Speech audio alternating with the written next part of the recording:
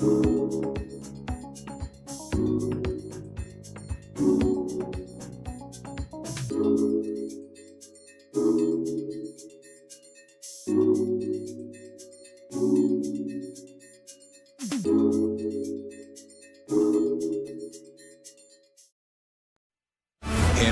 in Canada, Hardline's ice pad has revolutionized curling for over a decade. Engineered with top-tier precision and durability, it is backed by an unmatched 10-year warranty. Designed for curlers at all levels to sweep effortlessly with maximum efficiency, it is trusted by the world's best curlers, including Olympic and world champions. It is quite simply the best brew in the game. Hardline. Join the revolution.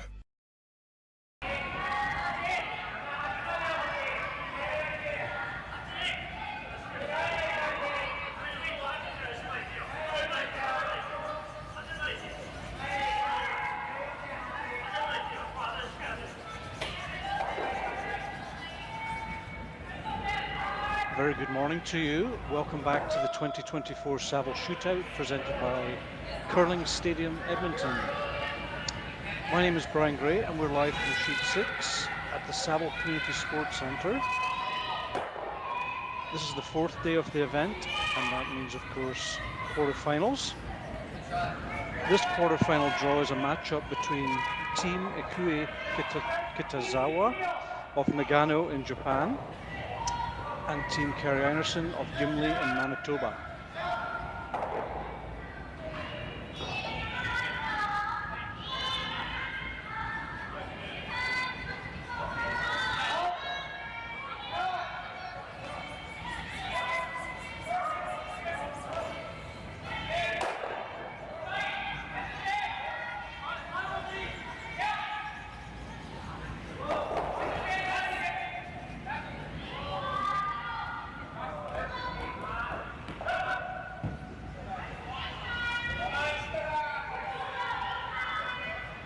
Team Einarson this morning are represented by Kerri Einarson at skip, Val Sweeting at third, and Kristen Karwak.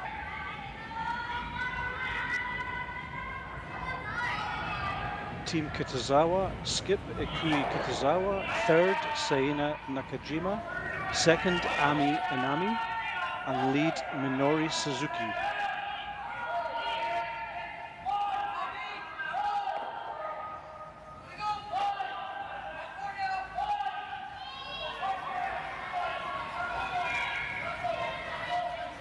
Team Kitazawa have the special status of being the only unbeaten women's team this weekend so far. They came out of the pool stages with 5 wins.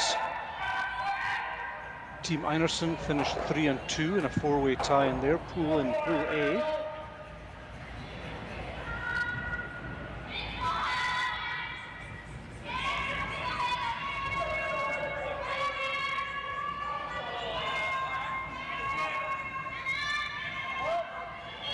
As we see second player Inami of this Japanese team. Successfully removing the yellow counter of Team Einarson. Team Kitazawa with the hammer. And they win the first stand.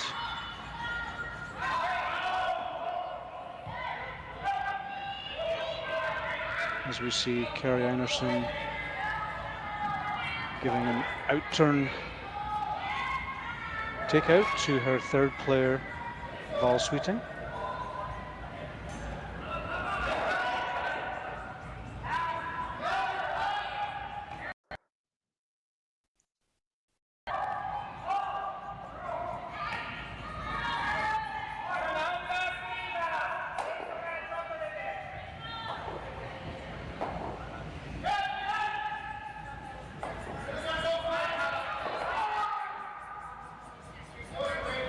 Didn't curl as much as she wanted.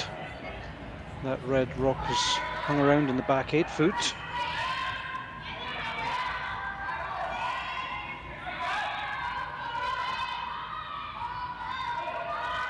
As we see skip Ikue Kitazawa.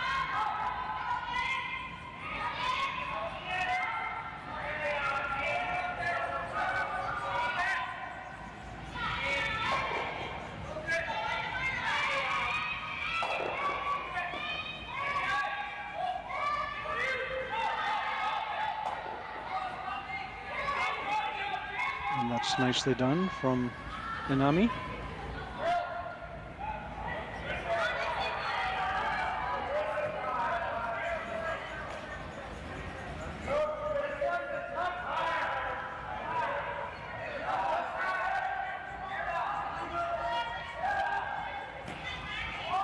So we have 8 games on the ice this morning in Edmonton. The 4 quarterfinals for the women and 4 quarterfinal games for the men. So the middle 8 sheets are used. All those games are available.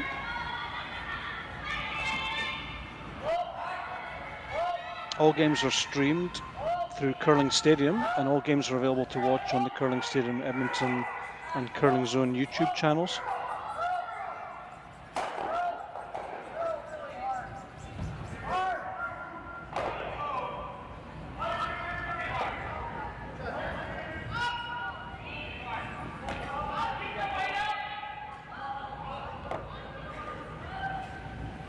Sweeting with her second stone, looking to get the inside edge of this red, possibly. Or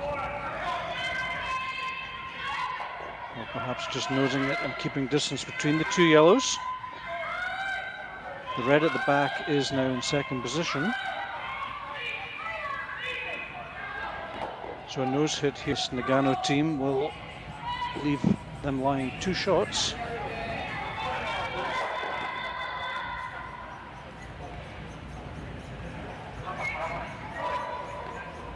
Might need a small roll to get the second shot.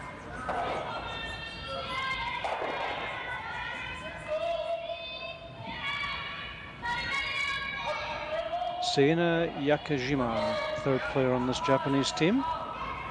Just trying to get a little bit inside. Slide into third position. Touches the one at the back, but they are lying 2.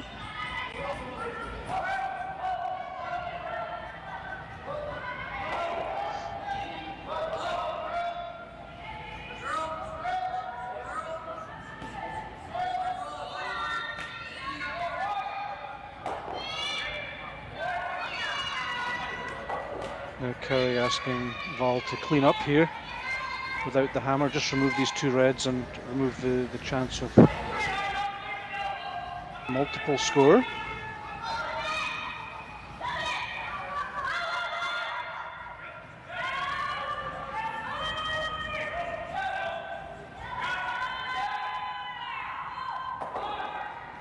Just over curled a hair on her.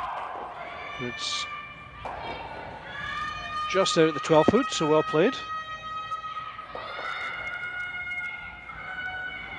Japan line 1.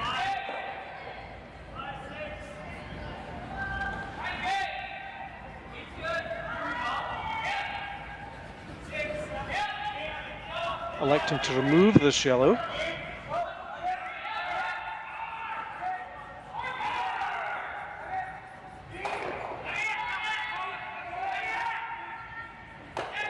Nakajima with her second shot.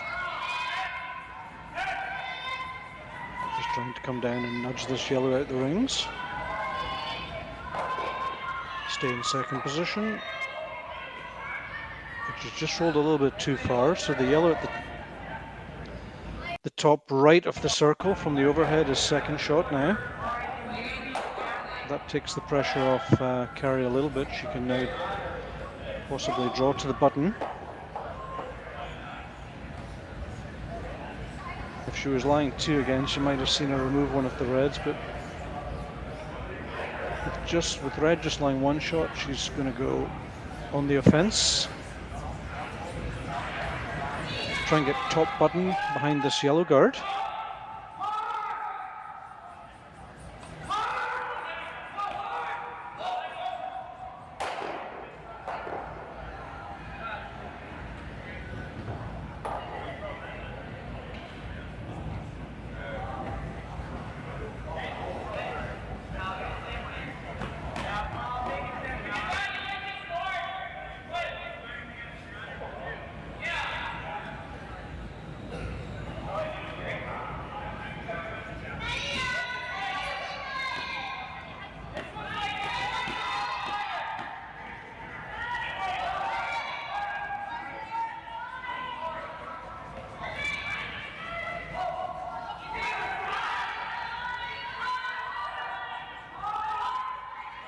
So Kerri Einarson appears to have the perfect shot here. Perfectly played round this yellow centre guard in front of the tee line, biting the button. Great shot from the Manitoban skip.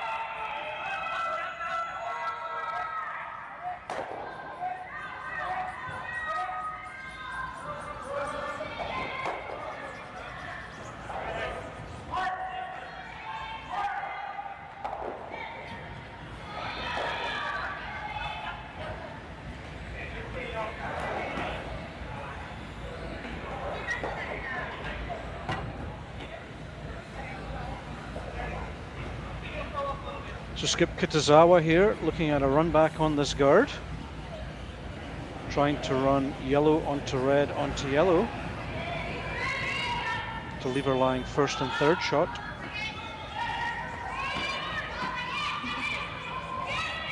Very close. Perfectly done.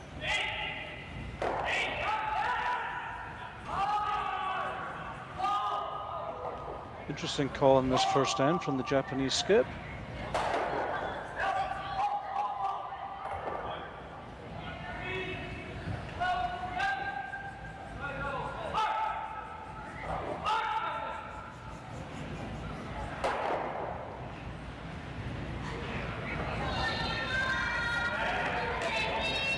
So Kerri Einarson will now, with her last stone of this first end, just remove this red, and I'm not sure if she wants to roll behind the corners or not.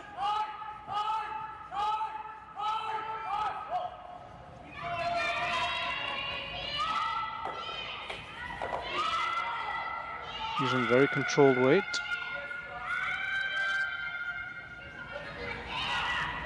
Just looking for the nose.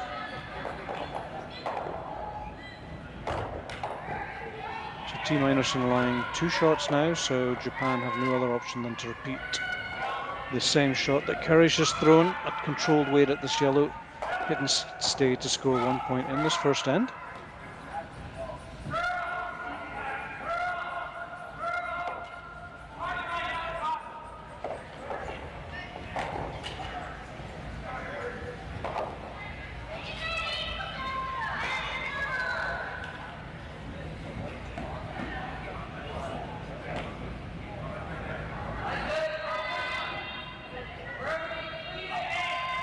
So skip Kitazawa with the last stone in this first end. Controlled in-turn tap on this yellow. Perfectly played. Picks up 1 point, goes into a 1-0 lead after the first end.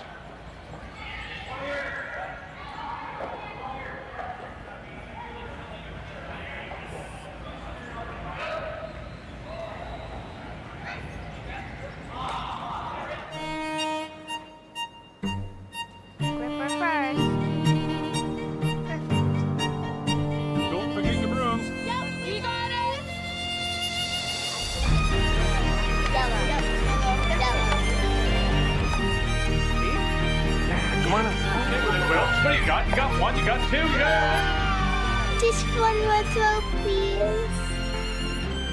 You make moments like these possible.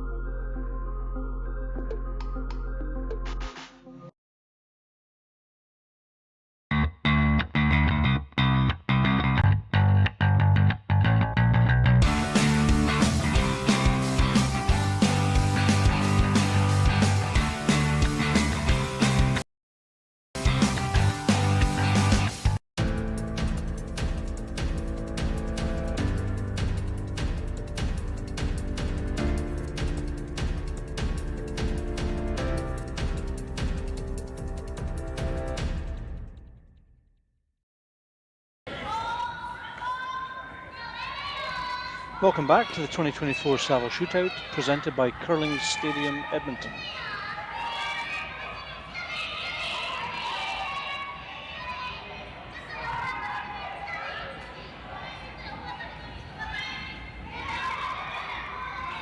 Kristen Karwacki with her first stone of this second end. Team Einarson with the hammer, trailing 1-0.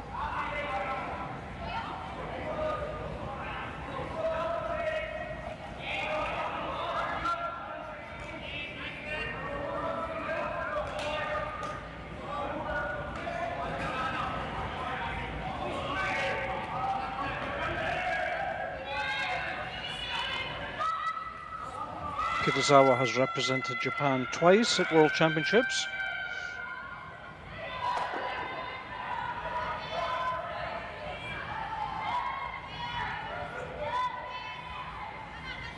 Finishing 4th in 2019 and 7th in 2022.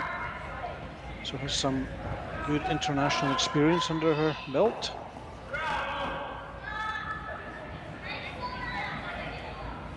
As we see lead Minori Suzuki comfortably removing that yellow counter from the forefoot.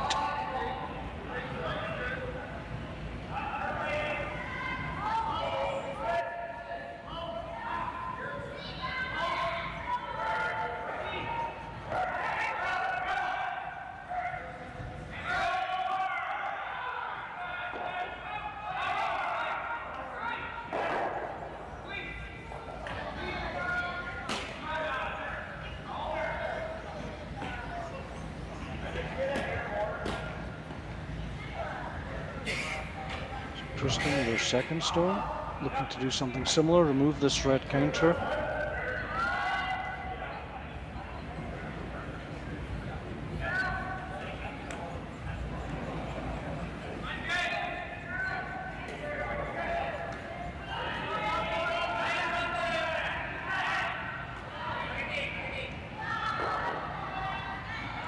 Safely done.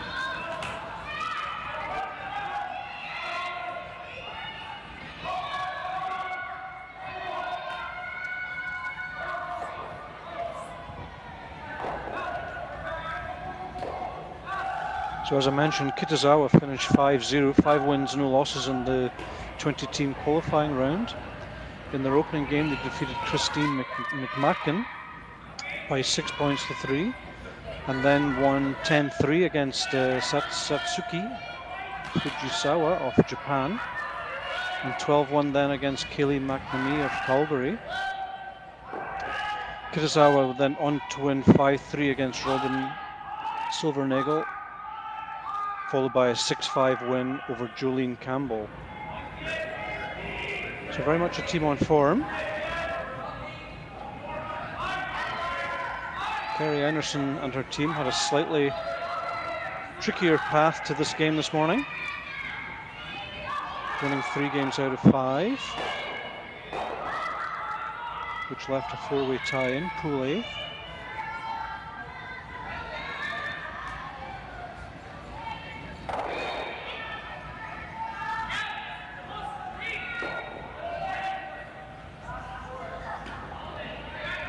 Team Einarson lost to Richards in their opening game, beat Brown in the second game by 6 points to 0, then beat Reese Hansen 7-5, which we featured. It was a thrilling game. Lost to Plett 3-5, and then won against Sturmey 9-3 yesterday to finish on 3 wins and 2 losses.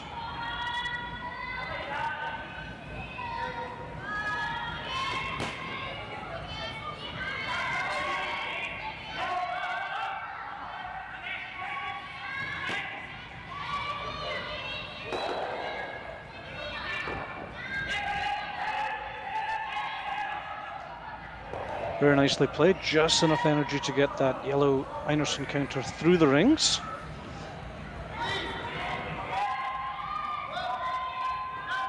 And that red is now probably half hidden from the hack. Val Sweeting, of course, playing from the other hack, so as a lefty, so she can see a little bit more of this rock. And being asked by Kerri to come down, chip the red out, try and get it on the nose. Strong finish towards the center line here in Edmonton.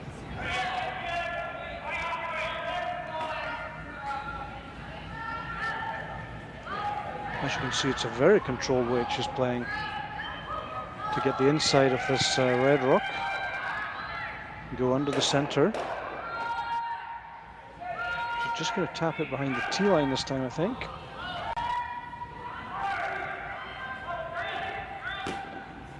And that's hung on at the back of the 12 foot.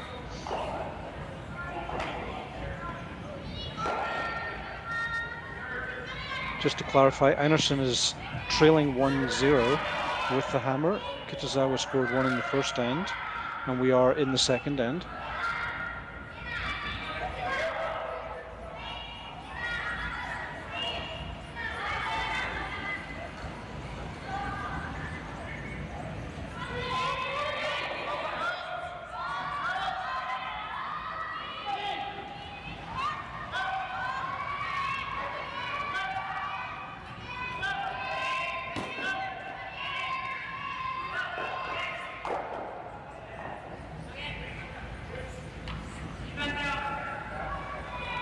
Nicely done. Would have liked to have got more of the yellow, but it leaves Japan line 2 points.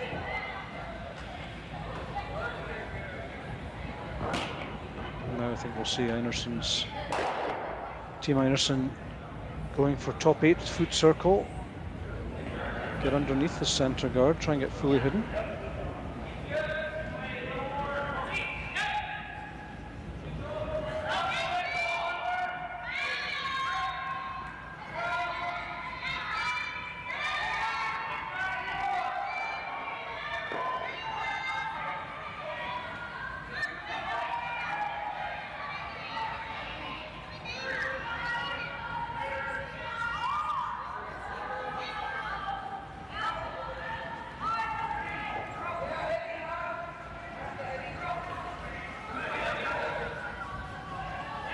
All hands on deck here to try and get this into shot position, which it is. Perfectly done.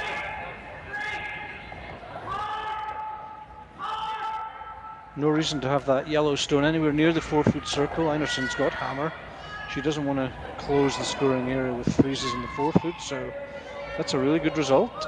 Shot position behind the center guard.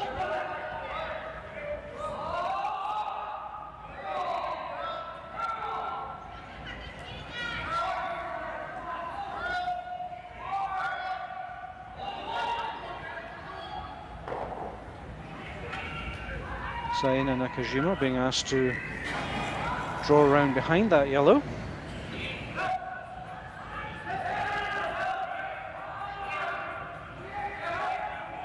Top of the button position would be probably the preferred spot.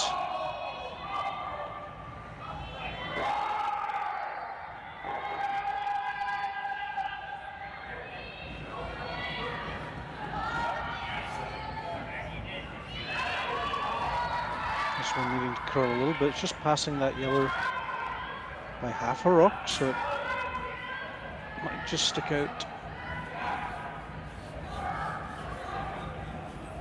Perfectly done, biting the 4-foot circle. Pulls Kerri into a bit of a freeze game here.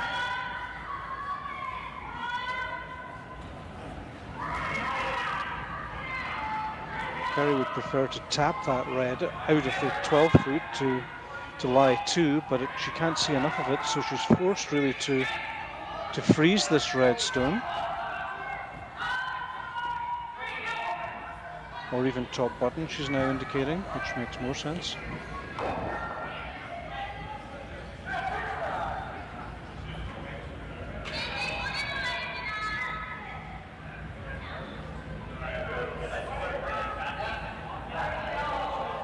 So Val just being asked, probably top 4, full 4, just slightly better than that red shot. So she's in shot position, and if possible, 3/4 hidden behind that yellow stone at the top of the 12-foot.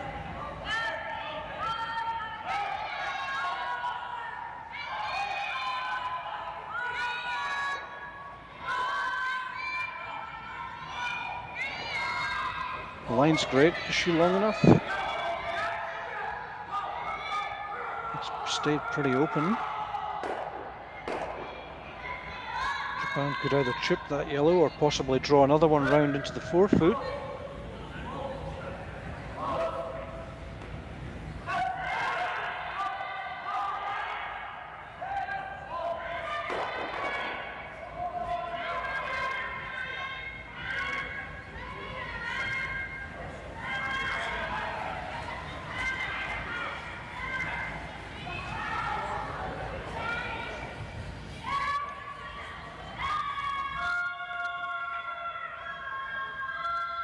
So a little bit of a mistake from Team Einarson here is letting Team Kitazawa put the pressure on.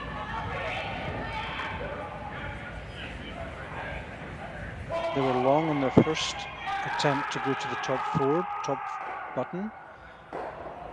Now they have a chance to correct that, Team Kitazawa, and get this perfectly on the 1-foot circle in front of the tee line.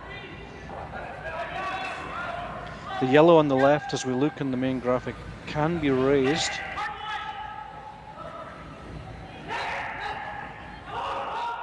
So the position of this stone will be important with respect to that raise.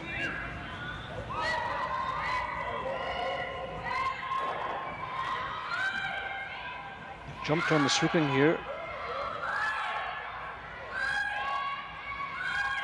Just going to come up a little bit short. Opportunity missed for sure.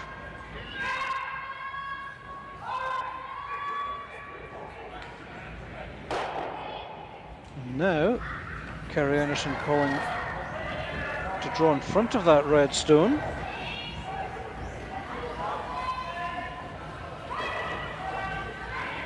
Which then opens up the possibility of a multiple score.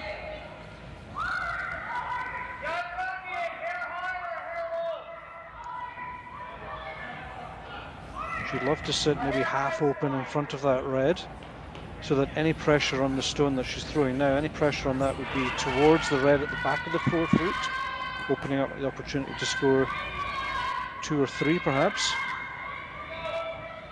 So Kerri Einarson with her first stone in the second end.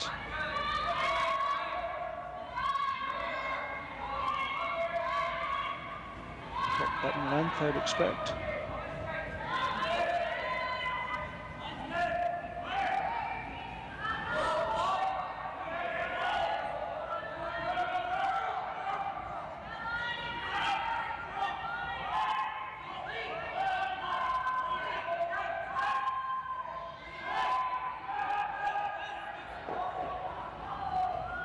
Just a little bit short, causing that to overcurl onto the red.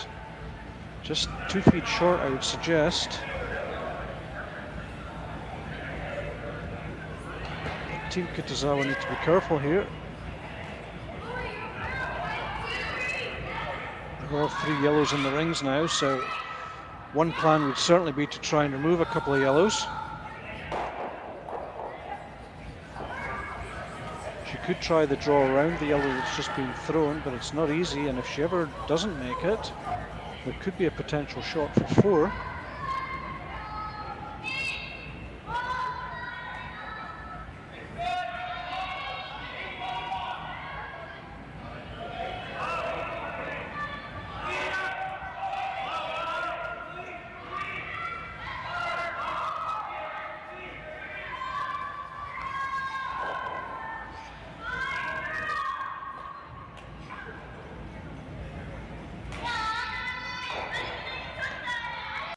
So some different opinions here.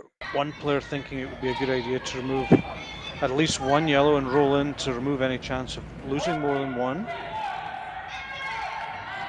Other players looking to draw the edge of the button on the right side as we look on the overhead.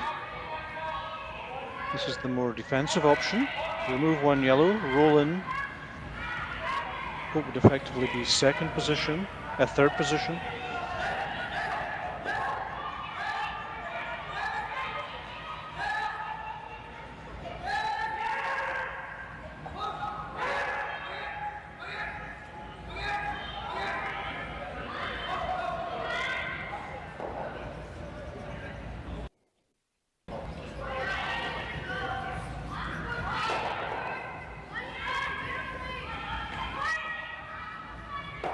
So Ikue Kitazawa with her last stone of this second end.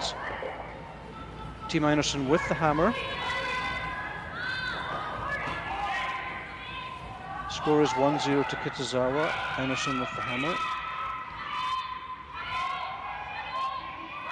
And this is just curling nicely at the end for it. Just going to duck in behind. Very nicely done. Make sure that there's absolute worst case is two yellows. The two yellows could be achieved by a double off the wide red. But more likely, I was going to say more likely she's just going to draw for 1 point, but she is looking at this double. Certainly not an easy double in terms of distance, but in terms of the contact point is one of the easier angles, just a little bit less than half.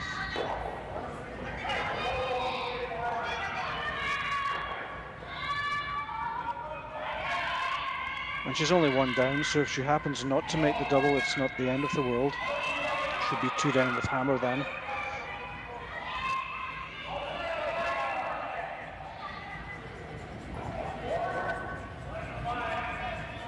So a sliver less than half would lead her to a double from the back red in the forefoot for 2 points. So this is Kerri Einarson with her last stone of the second end. Double takeout attempt for 2 points.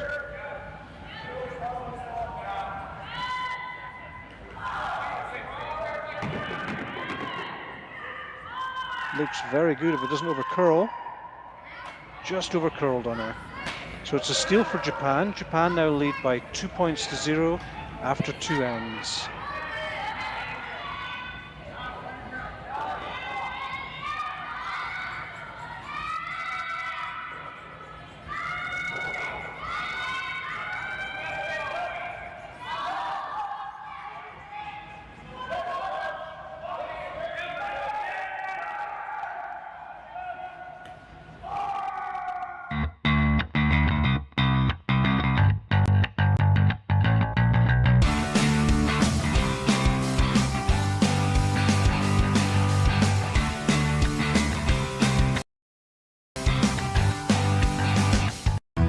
Stronger agronomics, better returns,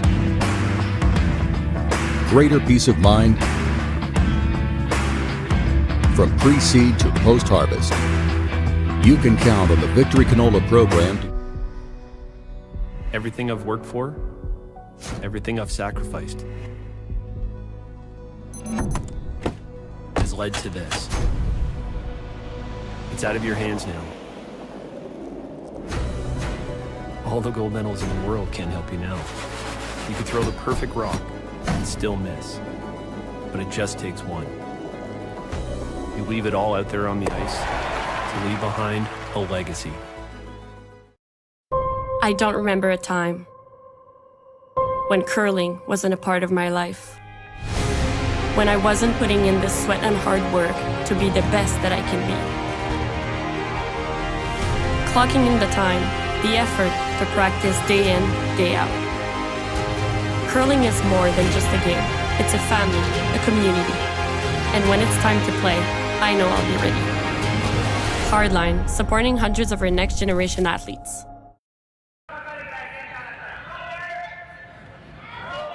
Welcome back to the 2024 Saville Shootout, presented by Curling Stadium, Edmonton. My name is Brian Gray and we're live from Sheet 6 at the Saville Community Sports Centre. Quarter-final matchup between Team Ikue Kitazawa from Japan and Team Kerri Einarson from Gimli in Manitoba. Team Japan stole a single in the second to go 2-0 up. The double takeout attempt from Kerri Einarson just missing the contact with the second stone.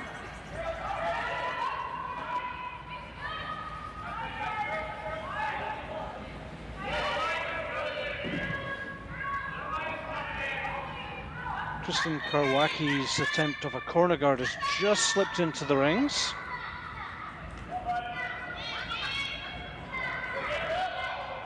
Allowing the Japanese lead Minori Suzuki to remove this guard.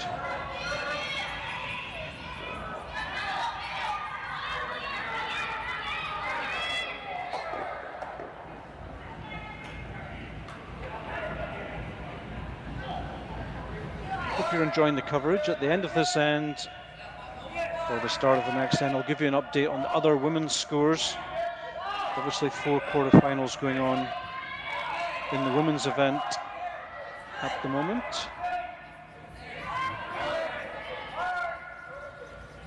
So Kristen Karwaki with her second attempt at this corner guard.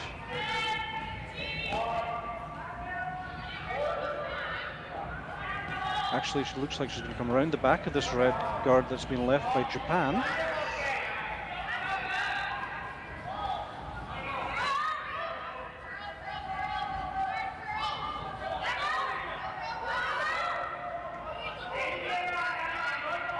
Nicely played.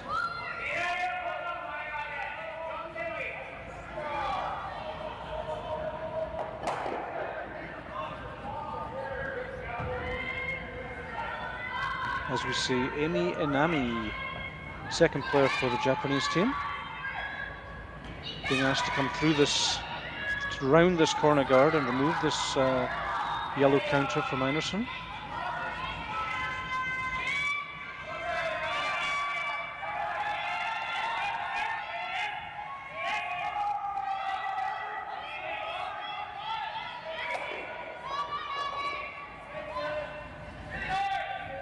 Just to confirm, the graphic is not yet up to date, the on-screen graphic. We are actually in the third end and it's 2-0, as you can see from the rink scoreboard, 2-0 to Kitazawa.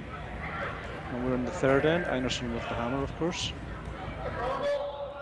And now Kristen with her third stone of this end being asked to remove at least one of these red counters.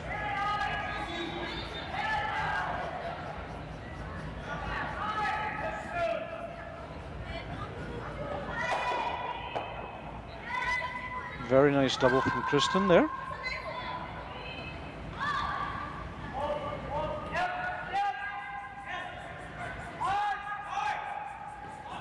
Gives Team Einarson the option of a blank end later if things don't work out as they hope.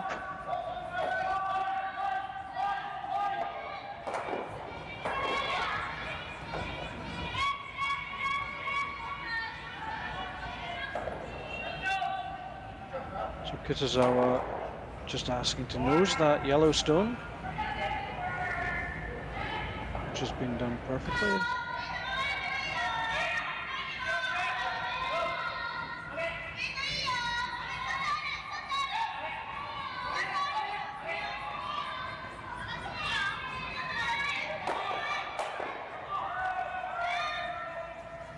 Kerri does have hammer here, would probably prefer to draw around the corner guard. But at some point that red on the center line needs to go.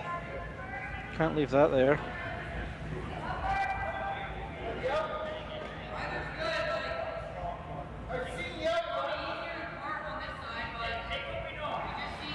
Appears to be indicating for another nose hit.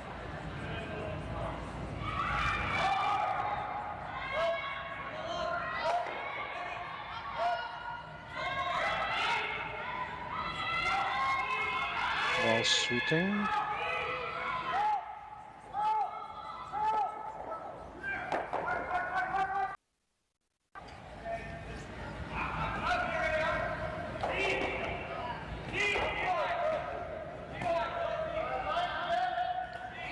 Surprisingly, Japan doesn't have the hammer, so we'd like to see both these corner guards gone. That was her initial indication.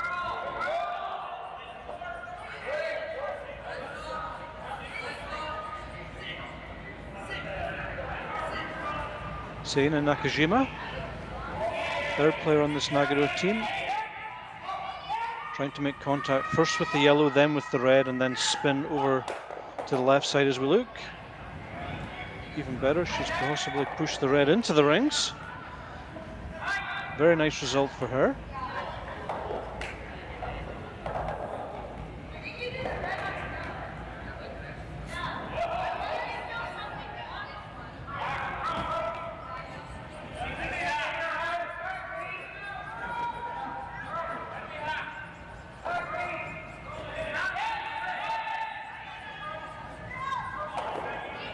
So this end appears to be heading towards a blank, so we'll just update you on the 4 quarter-final games.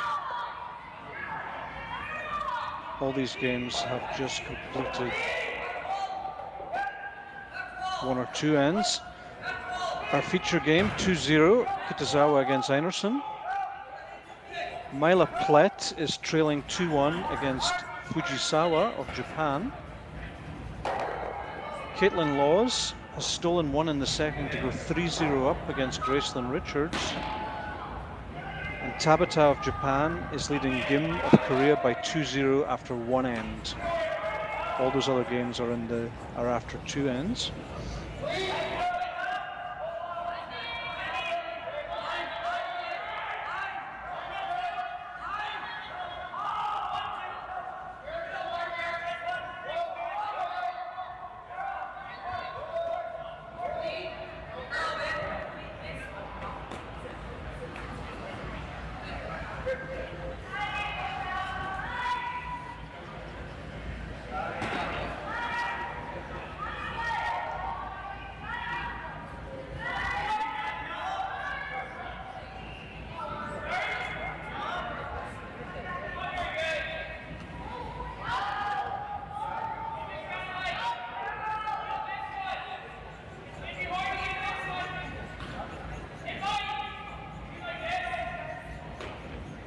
Ball Sweeting playing a very controlled weight on this red, just chipping it out. Nice little roll to the edge.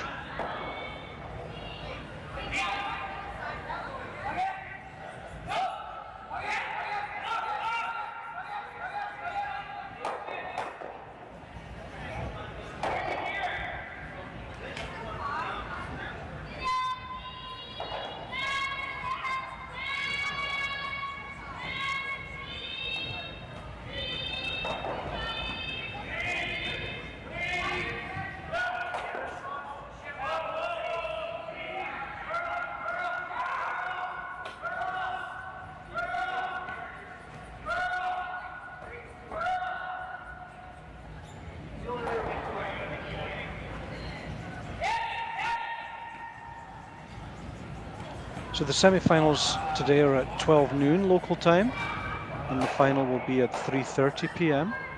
So just about 40 minutes between games for a standard 8-end game. So almost back-to-back curling now today.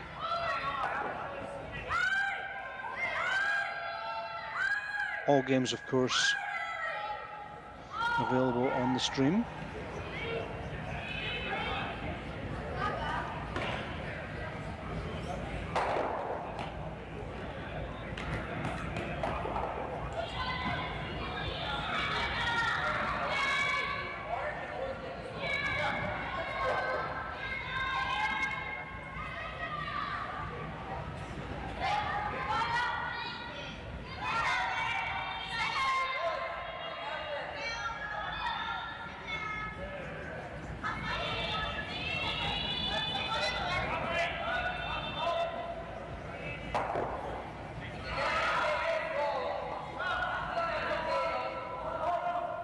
Kerri Einarson with the last stone in the 3rd end here, looking for a blank end.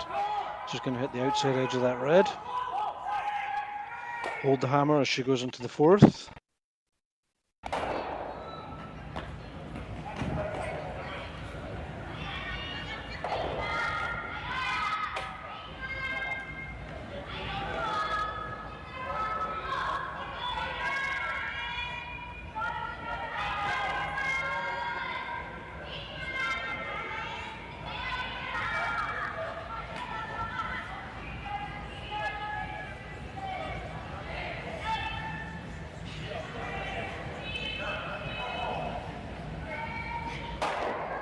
Safely done from Kerri. So score remains 2-0 after 3 ends. Back in a moment with the 4th.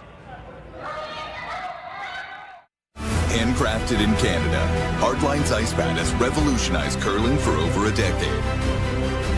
Engineered with top-tier precision and durability, it is backed by an unmatched 10-year warranty.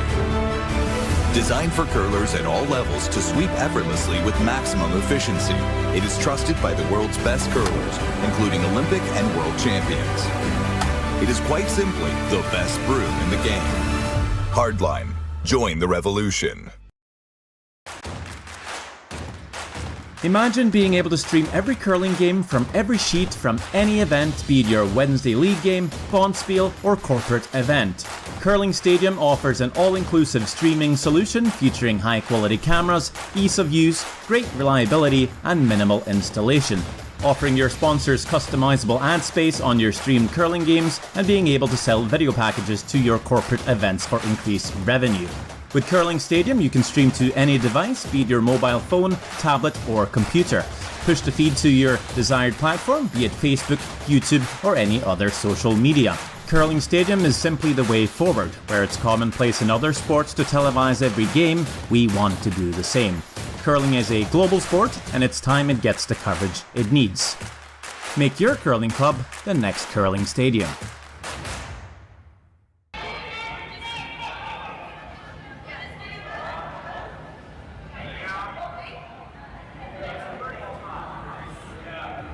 Welcome back to Edmonton. We're into the 4th end of this quarterfinal matchup between Team Kitazawa of Nagano in Japan and Team Einarson of Gimli, Manitoba. Kitazawa, as you can see from the score there, leading by 2 points to 0. 3rd end was blanked. Einarson with the hammer.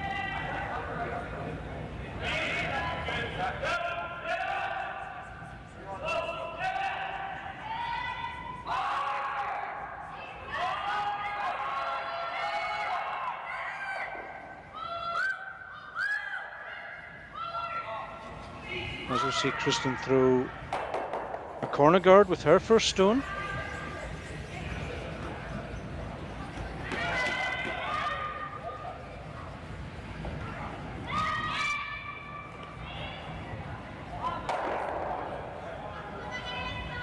Minori Suzuki, lead player of the Japanese team. Looks like they're going for a second center guard.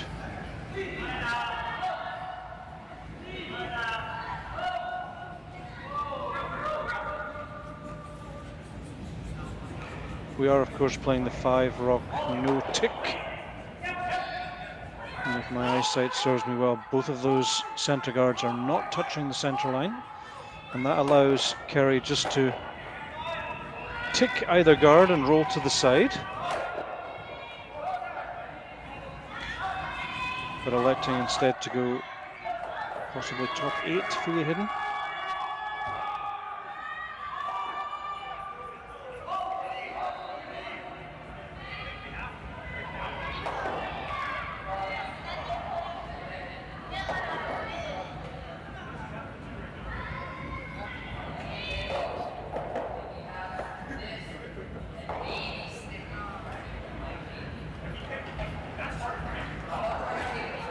Kristen Karwacki, in turn draw around all the guards.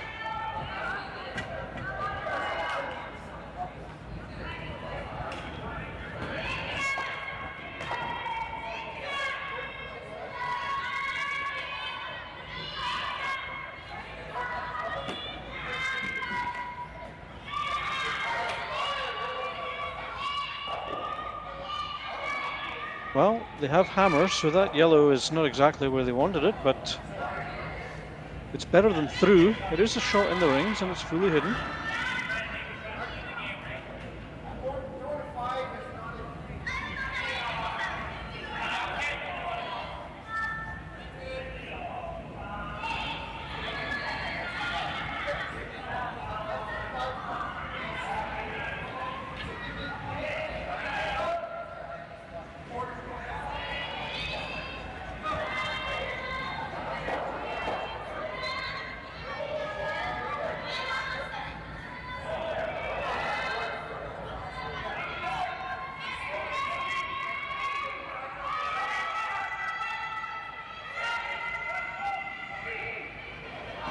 Japanese team finding the perfect line on that come around. Find themselves top 8, fully hidden behind their 2 centre guards. And now Kerri Einarson looking to open things up a little bit. Can't afford another steal. Needs to make sure that she either scores here or indeed another blank.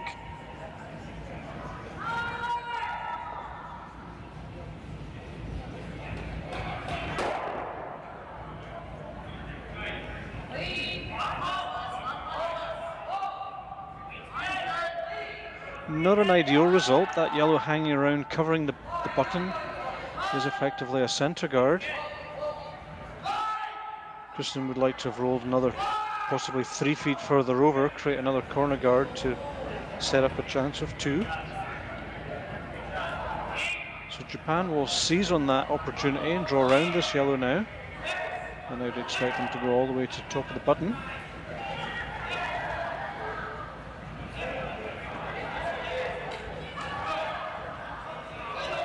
So Nakajima.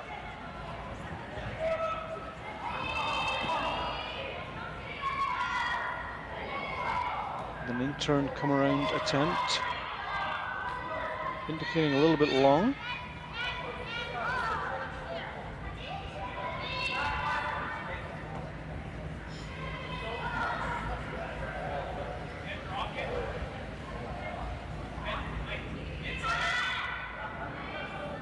It is, of course, Inami. I apologize.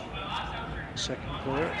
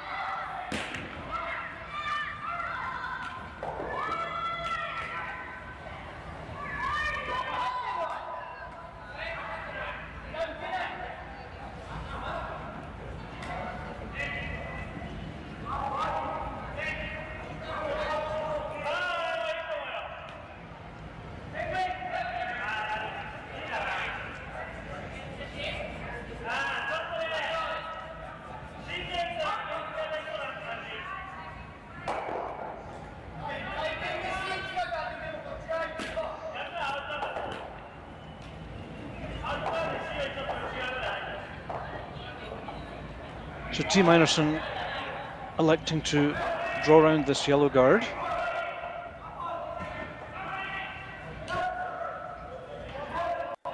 There were options to run those 2 red guards out of play, but they've chosen to go a little bit on the offensive here. Try and get into the rings first, to the 4th wood first.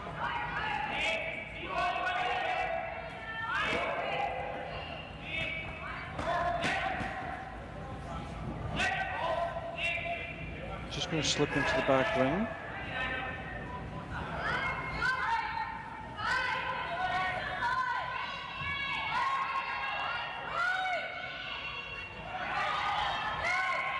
Team struggling a little bit today with the length.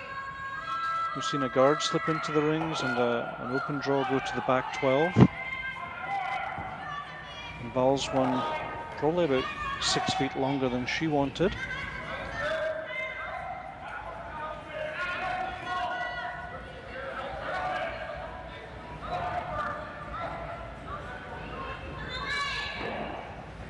Been pretty good ice conditions all weekend.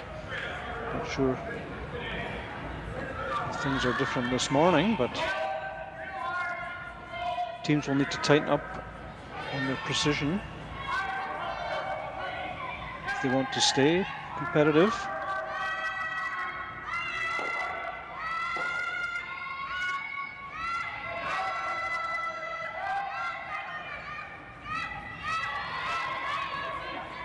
So Japan now capitalizing on that error from Team Einarson.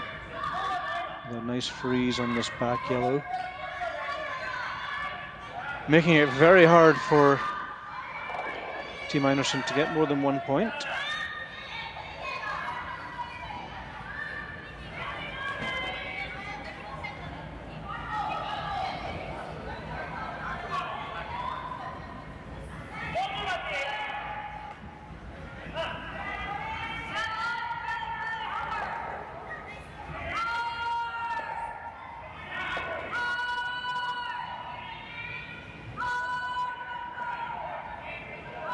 Saville Shootout has cut her weight here, and it looks to be just going to come up short.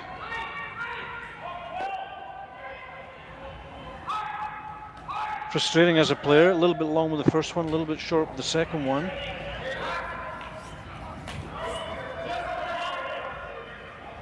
It appears to be the same path.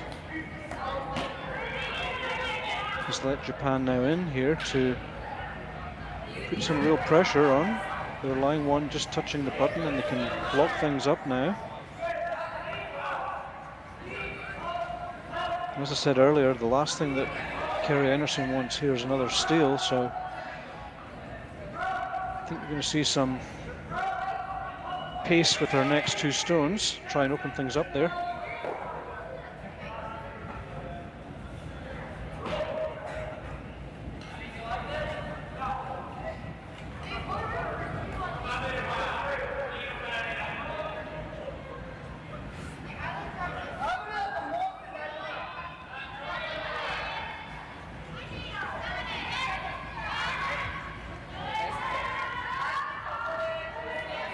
So Nakajima just looking to fill the hole here, plug the hole.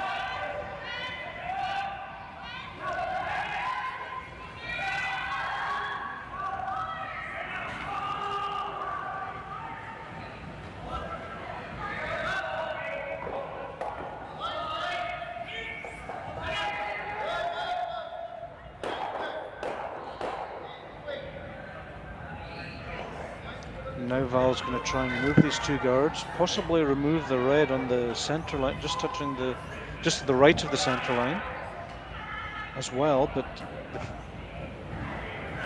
primary objective appears to be those two side-by-side guards.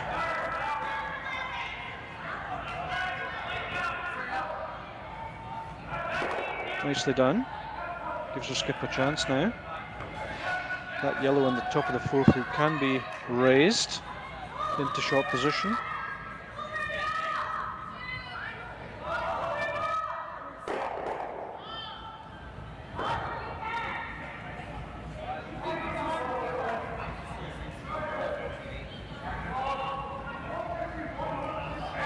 So Skip Kitazawa probably going to just try and block things up again. Possibly guard that raise on the yellow top four stone.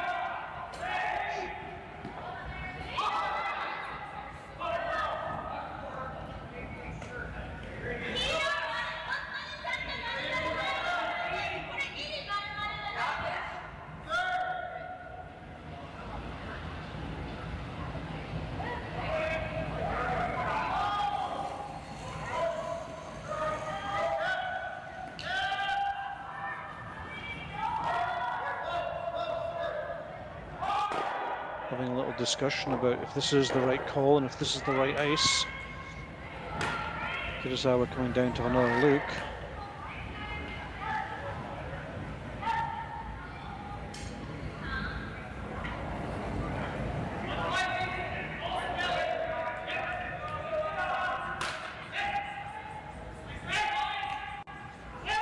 Ikue Kitazawa realizing that there is a red on there, and by placing a stone a little bit between that red double could be more effective than just playing a guard blocking the yellow run.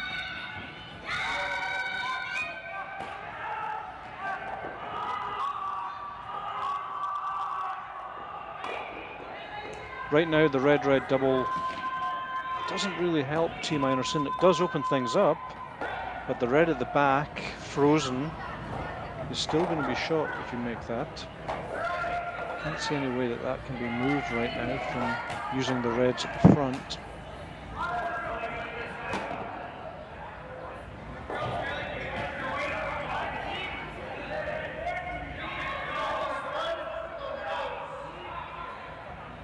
So Kitazawa with her first stone in this fourth end.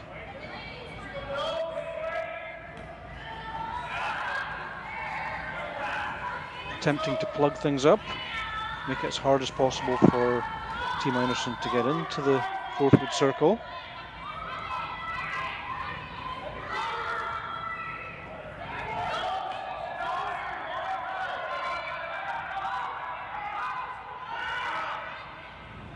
That's pretty much where she indicated. She didn't indicate to rub off the yellow, but that's what's happened. But the finishing position is more or less what she did indicate. Kerri looking now, if we look on the overhead, Kerri looking, I think, to run the longest red guard onto the red on the center line, and that onto the yellow and push the yellow back possibly onto the red shot. So if she runs it straight back, hits the red on the center line at maybe about a third,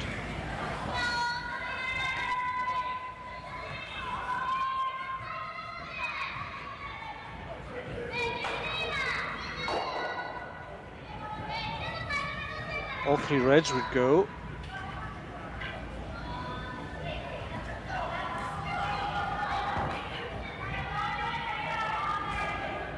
So Kerri Einarson, first stone in this fourth end, trailing 2-0.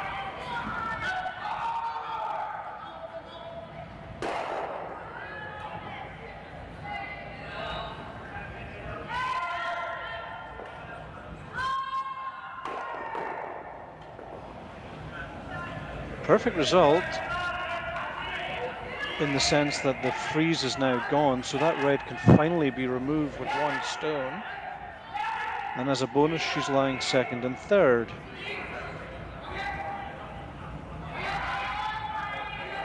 So I would say that's an excellent outcome from that rather difficult position she was in one stone ago. And now, regardless where Kitazawa places this last stone, there'll be some sort of double for either 2 or 3.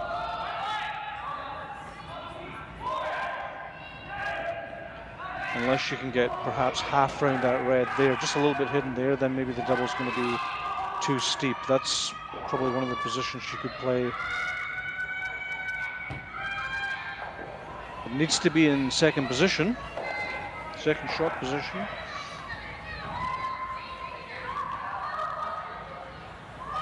And if she plays to there and never rubs off her own red stone, she will leave a double for multiple score.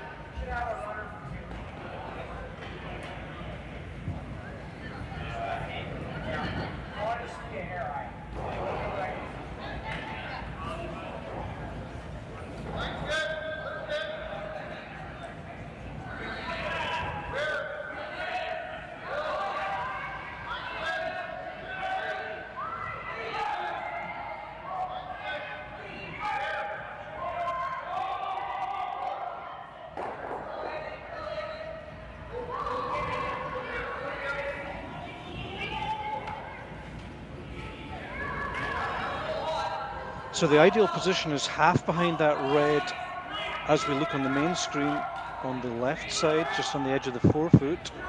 Half behind there so that the double takeout is nigh on impossible. The problem with that is if she rubs her own red for any reason, she will leave a double for possibly for 3. And if she goes too deep, for example, to the T line and the stone is open at all, then there's a much easier double for 3. So while position A is clear, the team needs to understand what the professional miss would be if it's not exactly what they want.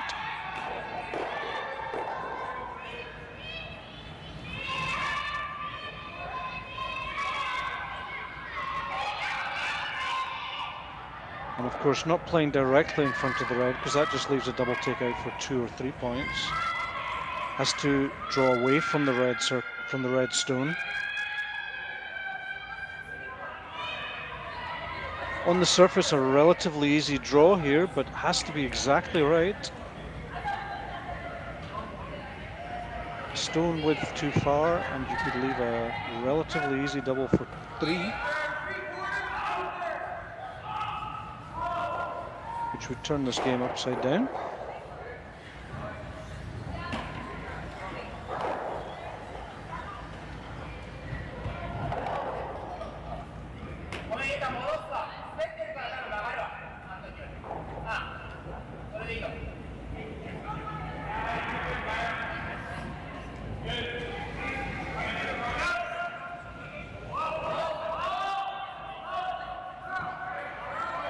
So Ikue Kitazawa with her last stone in this fourth end. Trying to get top corner of the 4-foot circle on the left as we look on the main graphic. Somewhere there where the angle is really tough for the double.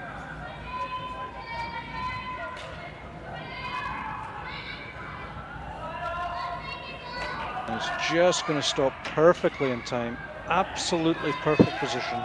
If that rock is 1 stone deeper, or 1.5 stones deeper, there's a double for 3, so she's played that really well. And Kerri Einarson, realizing there's nothing else to do but nose the back 1 and take 1 point.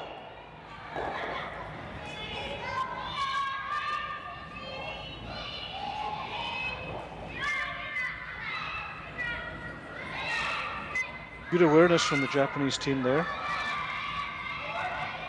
They really wanted to touch the 4-foot circle to keep the pressure on Kerri here. Kerri knows that if she drifts left or right by a stone width, she won't be shot, so everything about that last Japanese stone was perfect.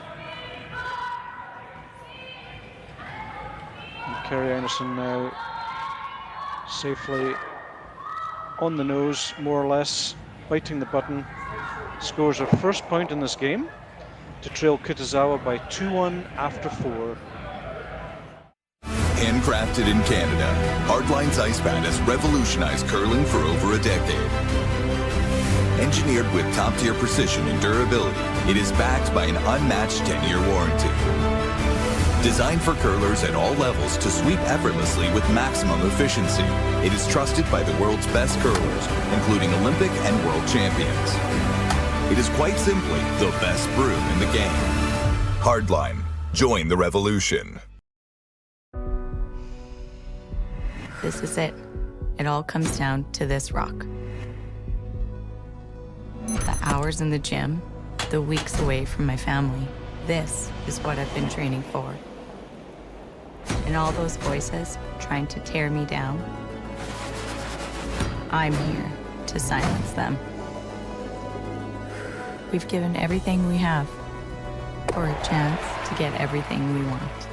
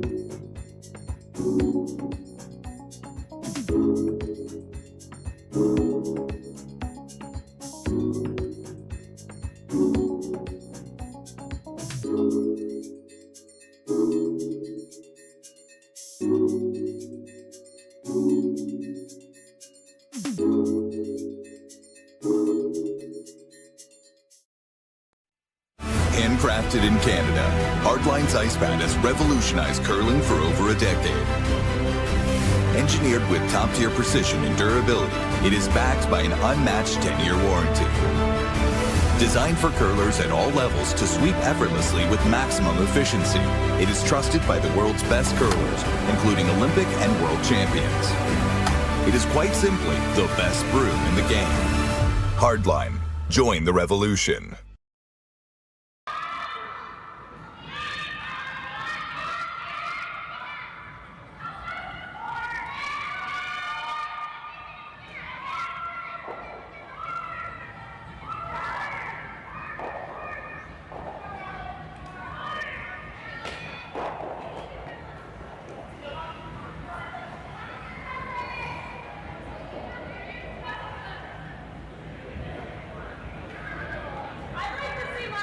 If you've just joined us, welcome back to the 2024 Saville Shootout, presented by Curling Stadium Edmonton. My name is Brian Graham. We're live from Sheet 6 at the Saville Community Sports Centre. We're in the middle of a quarter-final draw between Team Kitazawa of Japan and Team Einarson of Gimli, Manitoba. Einarson picked up her first single in this game to trail by 2 points to 1. Fifth end coming up. We're in the middle of the fourth end break.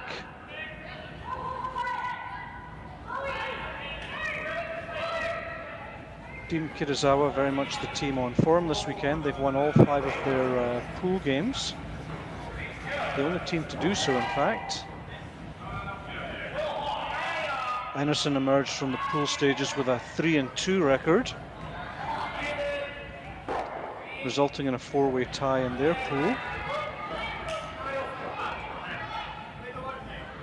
While we're waiting, we can update you on the other scores going on right now of the quarterfinals of the women's event. We have Mila Plett trailing by 3 points to 1 against Fujisawa of Japan. Caitlin Laws is leading Gracelyn Richards by 3 points to 1. They're currently in the fourth end. And Tabata of Japan leading Gim of Korea by 4 points to 2 after 3 ends.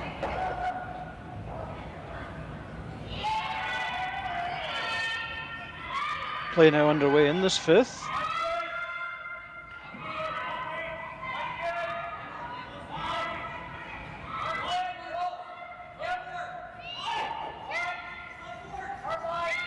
Score is 2-1. Kitazawa with the hammer.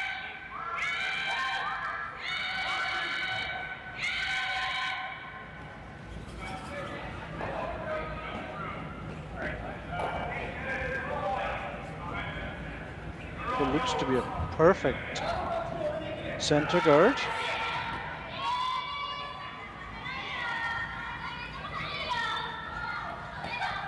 From Team Einarson to start this fifth end.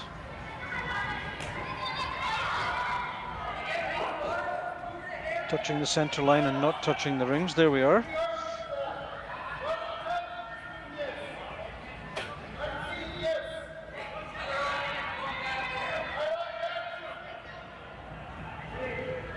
Kerri now indicating to play a second center guard, so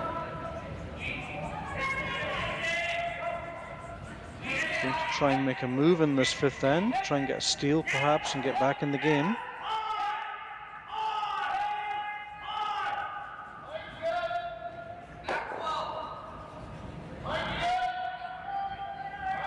So Kristen being asked to play probably 3 meters shorter this time. Also on the center guard, really important.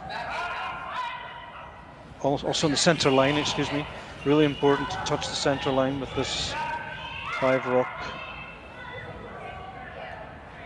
Just come up short.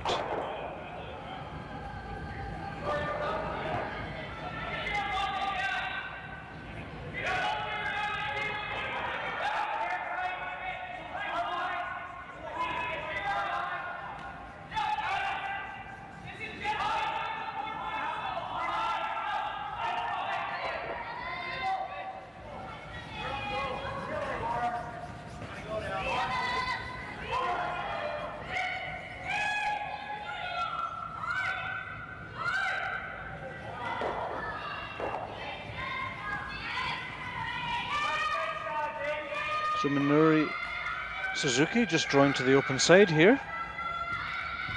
Japan leading with hammer. No reason to play corner guards.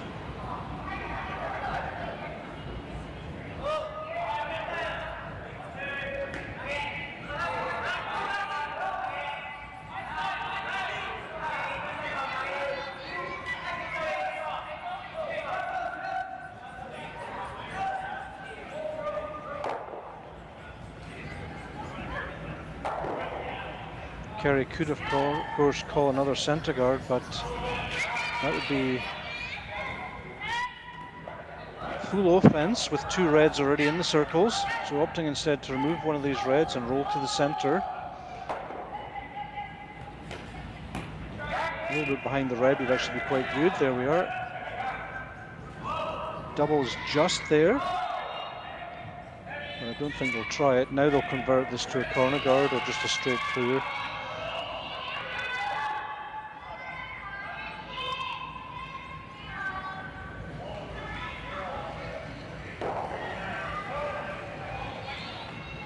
Second player, Amy Inami,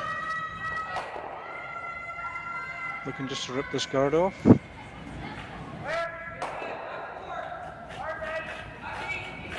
They have created that corner guard that I was talking about, so very nice shot from her.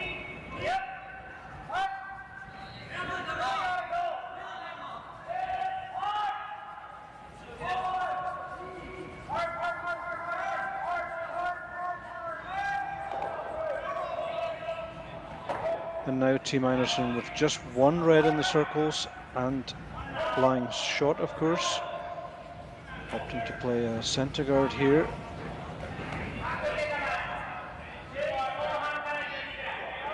Alternative would be to remove the red in the rings, but that's considered too defensive at this point.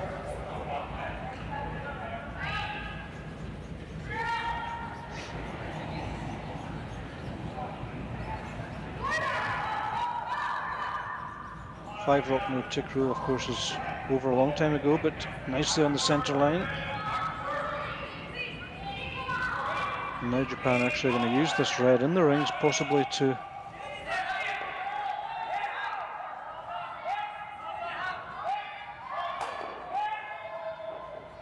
interesting. They're going to remove the yellow guard and go across the top of the red corner guard and tap it in the 12 foot was our initial call. Leading with hammer. She doesn't really need any corner guards, so she could take the opportunity here just to nudge it into the 12 foot.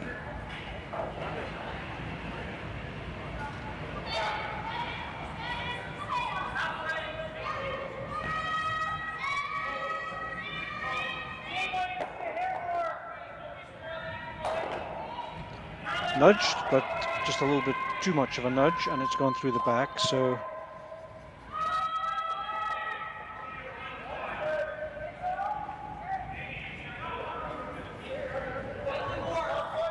interesting call now. Kerri looking to remove this red and effectively going for a force. If she would play the center guard, that would suggest she's trying to steal, but she's removing this red now.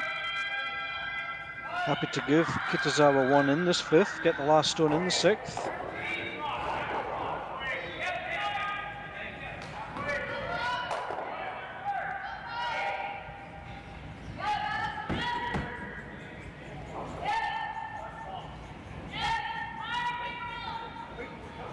Really wanted to roll away to the right. Pretty good.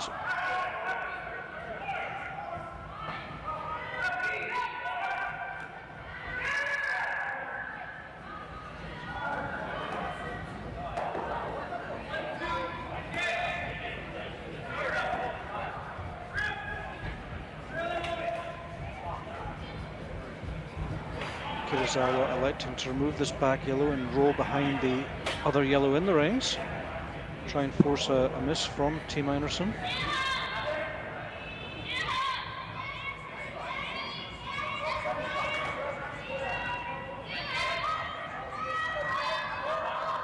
Nakajima with her first. Looks to be a really nice line.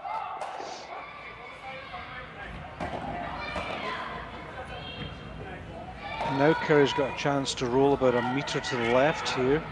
Really split the ring so there's no realistic chance of a double. And by doing that, basically forcing her opponent to score 1 point. So a chance here, doesn't want to roll out or it will be probably a blank. So Val needs to catch probably just a little bit more than half on this stone. Something like a hack weight. Hit half, roll about 3 feet to the left.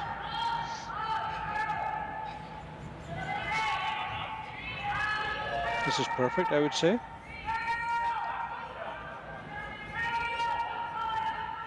The longer the roll, the better, as long as it stays in the rings. That's a beautiful shot from Val. I won't say the double's impossible, but it's certainly really hard. And as long as the double's not possible, it means that a blank end is not available to the Japanese team.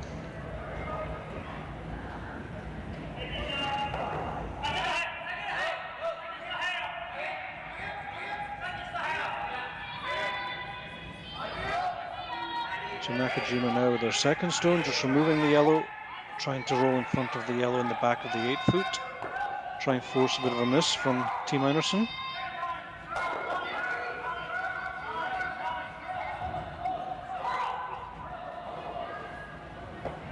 Pretty good position there, because not possible to hit that red now on the right side and roll to the right side of the rings as we look on the main graphic. Kerri could risk to roll left, right to the edge of the 12-foot circle, but she must stay in play. And if she doesn't get it quite right, there will be a double for Japan.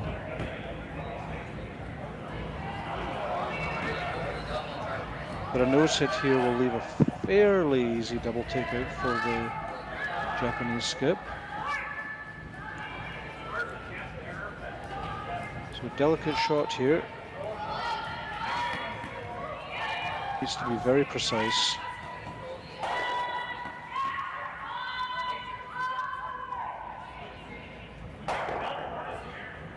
Just opting for the nose.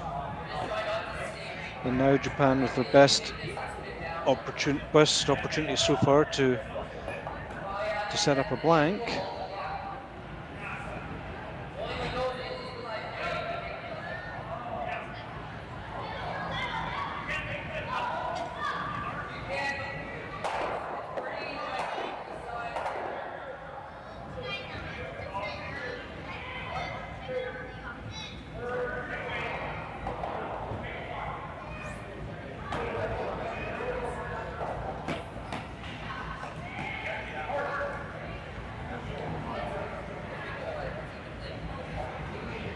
Looking just to hit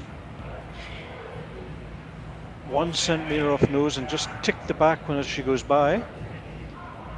That's the easiest way. That means if she doesn't make the double for any reason, her red shooter will hang around pretty much where that yellow one is now. Playing the double the other way would mean that she would roll out of the circles, and if she missed the double, she would then be forced. So 1 centimeter off nose is what she's looking for. She's actually going to go the other way.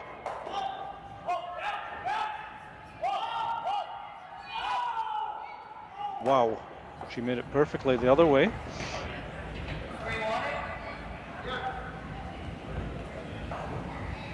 I think that was her plan B. Because if she'd missed it that way, the red would have been out the circle, and then Kerri would just have drawn to that side where the red is, and Japan would have been forced. So I can't believe that was their plan A shot.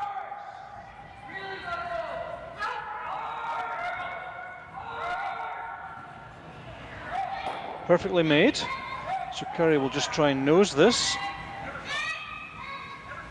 Maybe even roll a little bit inside.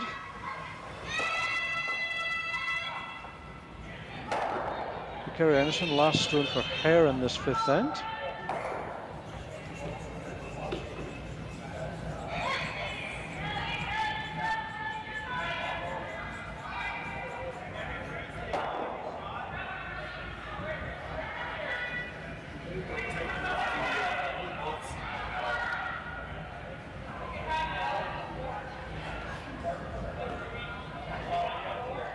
And now Kitazawa with hammer looking to hit half on the left side and take the last stone advantage into the 6th end.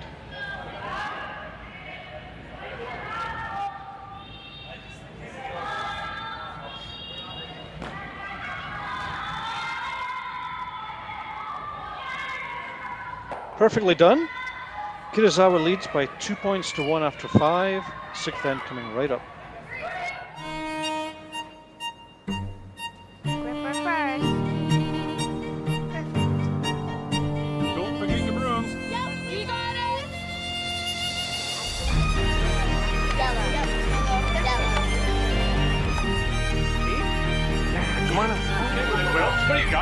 one, you got two, go!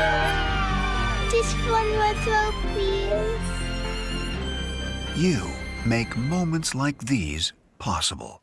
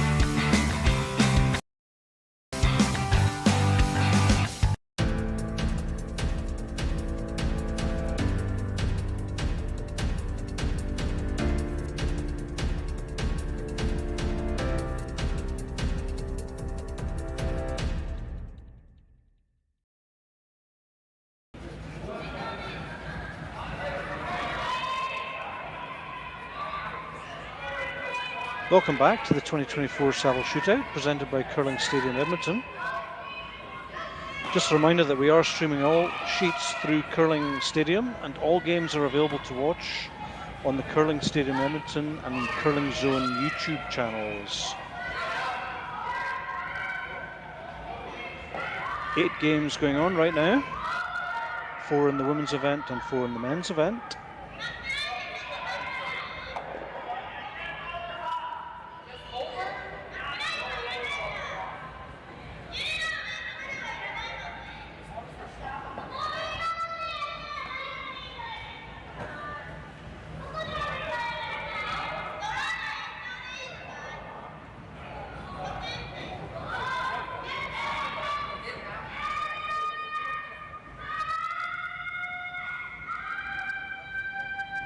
So we're into the 6th end. Kitazawa leading 2-1 with hammer.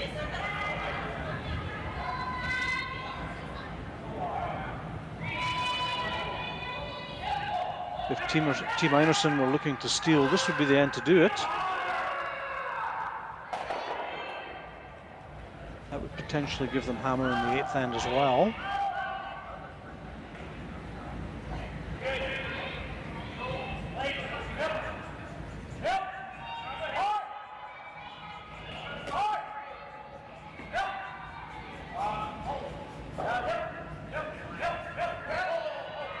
Kawaki playing a second centre guard on that centre line.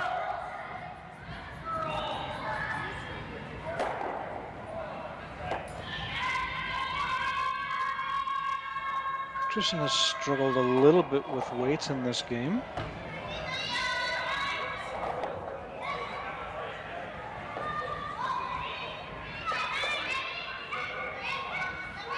And that second guard just now just probably meters longer than it needed to be. Once the 5-rock no-tick rule has passed, Japan will be able to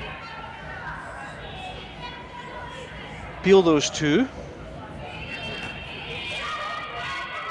Unless they're perfectly frozen, can't see from this angle if they are or not.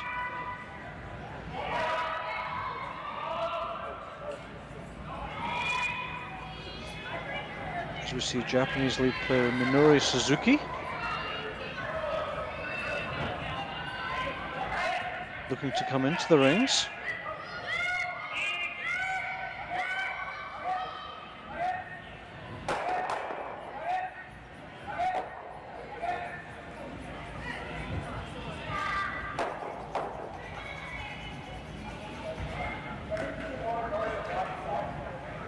Good result.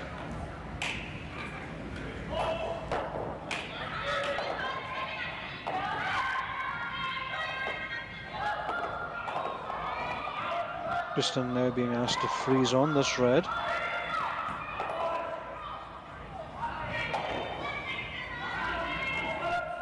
Tighten the scoring zone.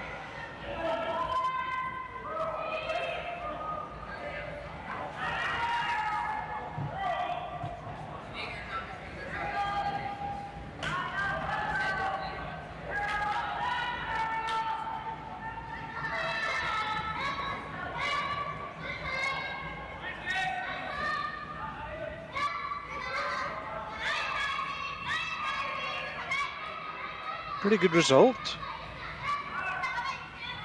Would have preferred to have been frozen on the red, but next best thing is at least partially hidden by the corner guard. And now Japan lining up these two center guards.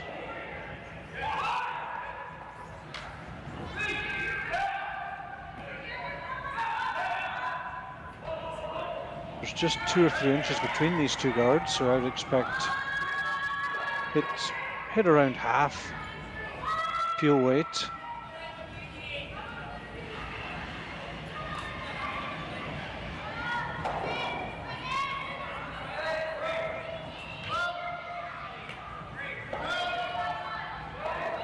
Appears to have flicked it, yeah, she's just flicked it out and missed everything.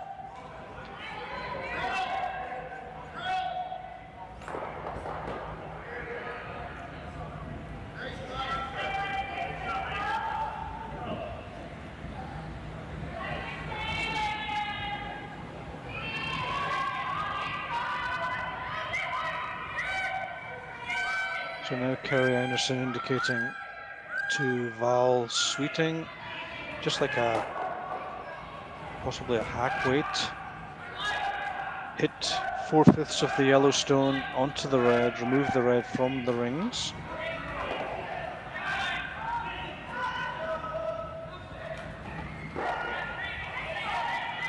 Alternative would be hit freeze, hit the yellow and freeze the red.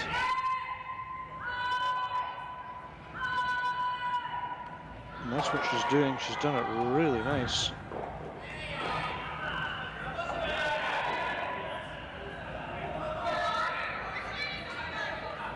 I think the objective was to remove it completely, if I understand. The problem is Team Einarson doesn't have last stone here, and leaving that red around the back of the 8-foot could be a gateway to 2 later for Japan. So really freeze or fully out. Half-half is a little bit dangerous when you don't have hammer.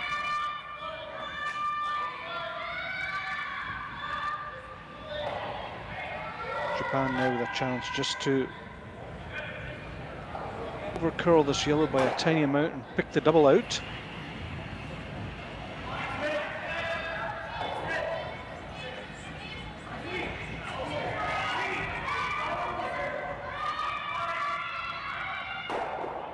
There we are. So Amy Enemy, making up for a previous error, has put Japan now in an excellent position here.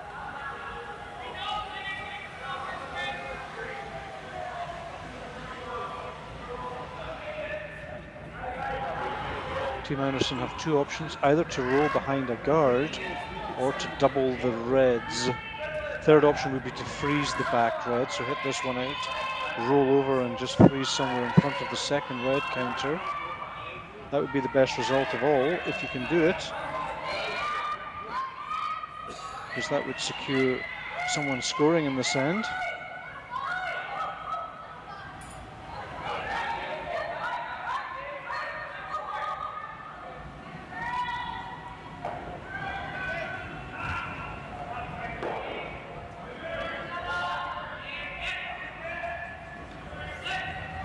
Not sure that was plan A, because surely now with a peel weight on these yellow guards, everything's going to go. You're going to get some sort of drag on the second yellow, so the chances of nosing the third yellow is pretty low, I think. So Saina Nakajima will be playing a peel weight here, hitting probably the right side, half of the front stone on the right side. Probably just drag the second yellow just a little bit, enough to split the second and third yellows. Everything should leave the field of play.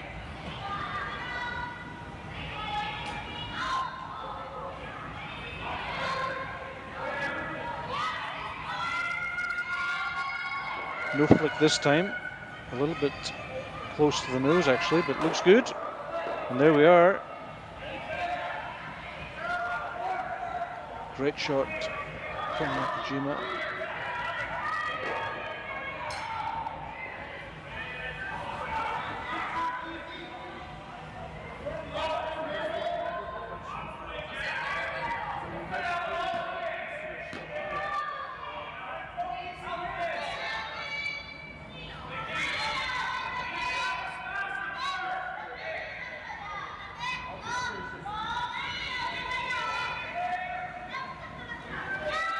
And with that shot, Team Einarson will switch now to priority one will be that there's no blank end, so they'll just try and force Kitazawa to a single. Up until that point, I'm sure they were thinking there was a good chance of a steal with 2 center guards and a stone in the 4-foot, but they're all gone now. So you have to flip the strategy and just make sure that the opponent scores 1.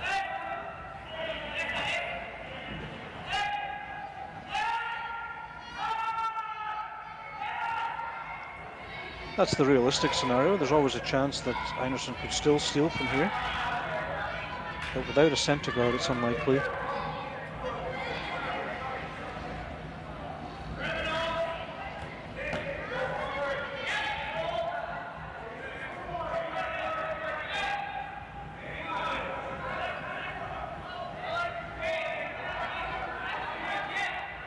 So Saina Nakajima with her second stone in the 6th end.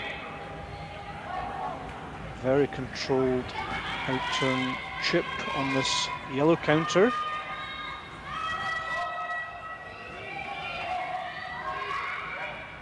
Line appears to be very good. Needs to curl. Otherwise it's going to be strain on the back red. Hasn't curled as much as I thought it would. But they are lying 2.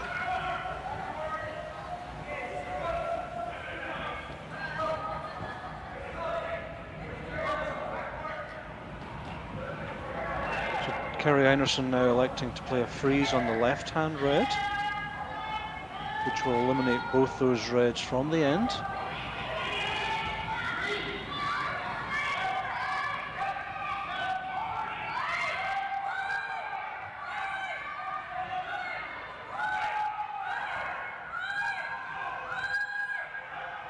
So no risk of a blank end, that's for sure.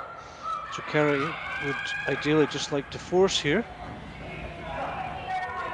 Needs to make sure that she forces 1 shot and not 2. So a freeze would set that up.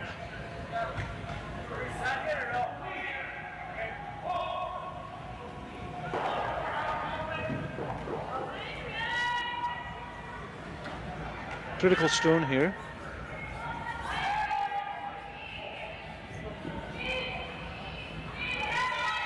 Line looks great. A little bit short. Must get in for shot position. But she's done by 2 or 3 centimeters. But that stone is chippable, meaning it can be removed and the shooter could potentially stay in play. I'm having another look at it, but from the overhead it appears to be clearly yellow.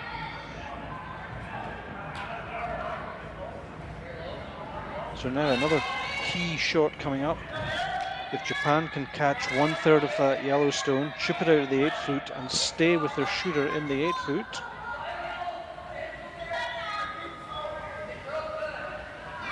they would have a huge advantage in this 6th end.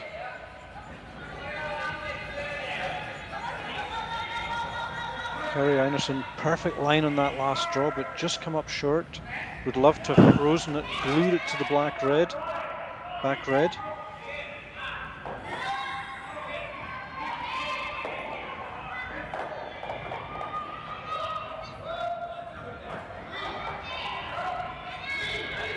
Massive shot here.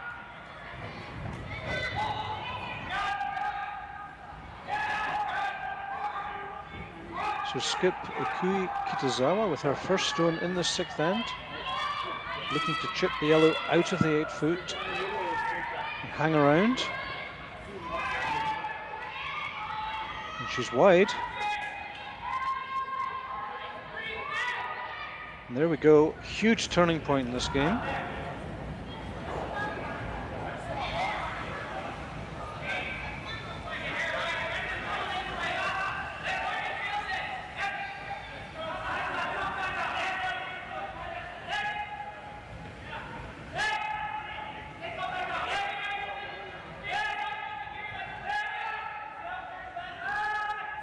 Kerri Einarson now must just ensure that she has another yellow in the 8-foot circle, better than those 2 reds, so there's no chance to lose more than 1. Seems to be a little bit of discussion about this who shot in this situation. From the overhead, looks clearly yellow to me. Possibly doesn't look quite the same when you're down on the ice. So Kerri needs to find a spot where she's fully in the 8-foot, a second shot, and no hint of a double takeout. So she can't be, for example, top 8 here and leave some sort of sideways double for 3. That would be disastrous. So she needs to be down T-line or more here. Best and safest bet would be to angle freeze that red towards the other yellow shot in short position, and that way there's no physical way that she could lose more than 1.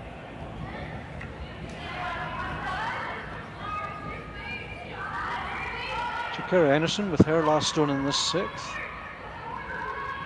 attempting an 8-foot draw at the back to lie second shot.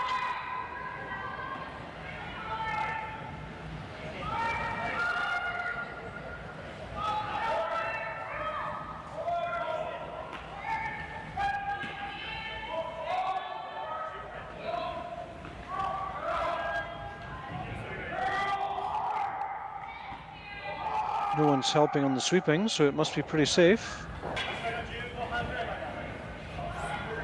There it is, all the way to the back of the 4-foot almost. Very nicely done. And Japan now with no alternative than to hit this yellow on the nose and score 1 point. There is a double for 3, of course. She's looking at it, I think, but right now she's to take 1 point. She's still leading by 2. And she is scoring in the all-important 6th end, so she's definitely in pole position to win this game if she can nose this.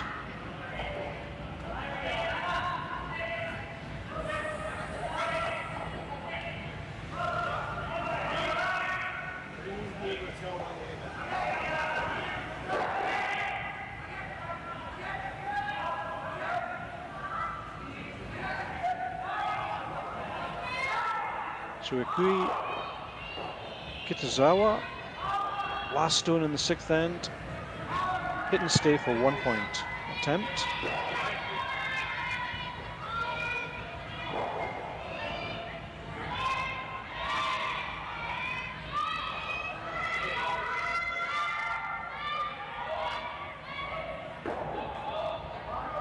Very nicely done.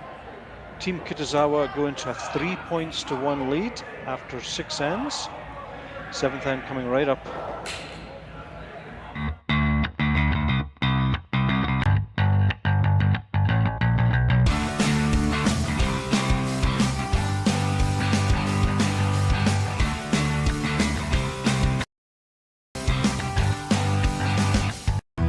Stronger agronomics, better returns,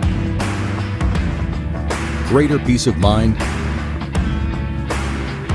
From pre-seed to post-harvest, you can count on the Victory Canola program to Everything I've worked for, everything I've sacrificed,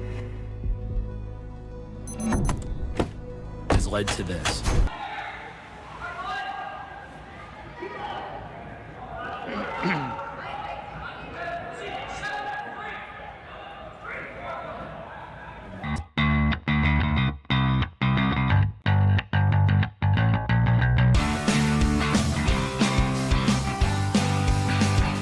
I don't remember a time when curling wasn't a part of my life. stronger agronomics, better returns, greater peace of mind. From pre-seed to post-harvest, you can count on the Victory Canola program to Everything I've worked for, everything I've sacrificed.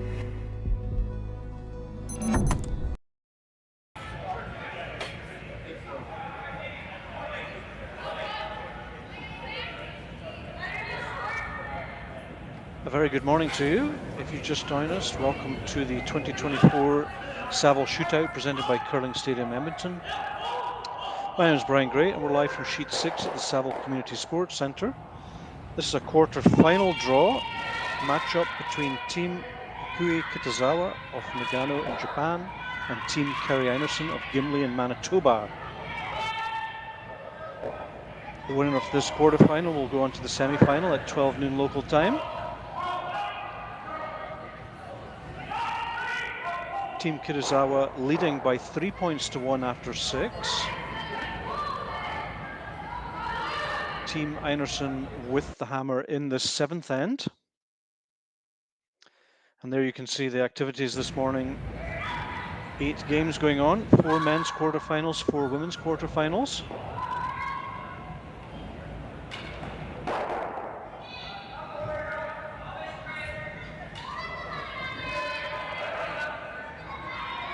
Quick update from the other sheets. Mila Plett is leading 4-3 against Fujisawa of Japan after 4 ends.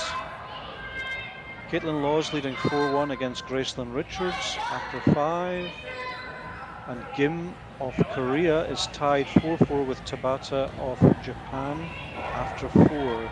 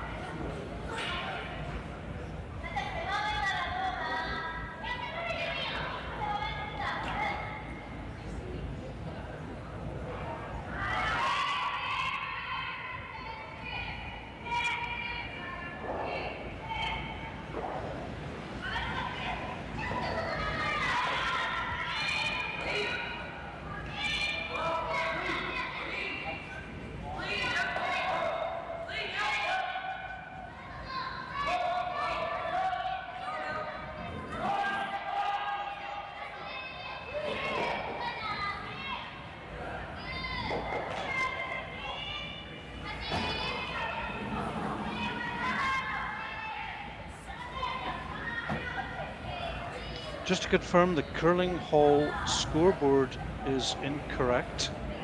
It is actually 3-1 to Kitazawa after 6. She hit and stayed with the last stone of the 6th end to score her 1 point, and she started the end with that center guard. So a little bit confusing right now. It's the correct score is neither of these scores. It's 3-1 to Kitazawa after 6 ends. Einarson with the hammer.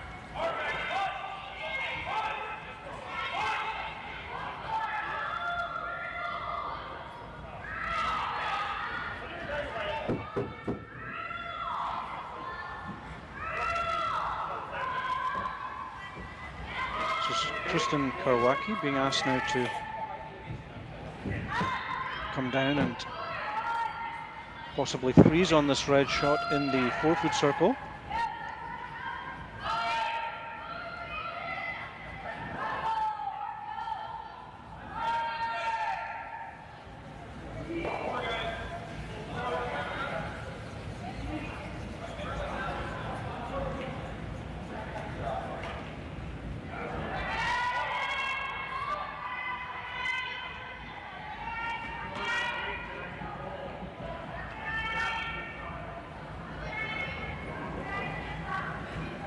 Just to confirm, Kerri Einarson's team has hammer in the 7th end and is trailing by 1 point to 3.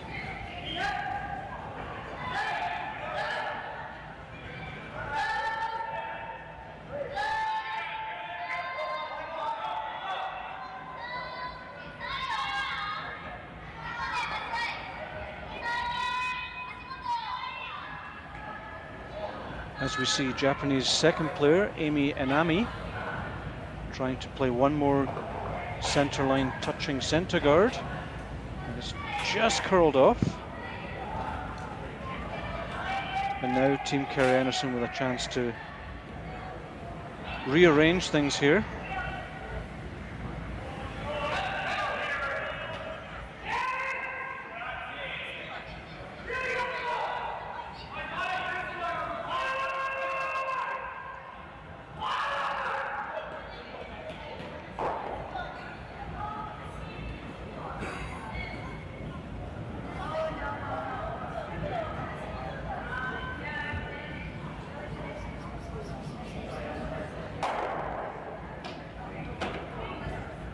Kristen with her third stone, making a single peel.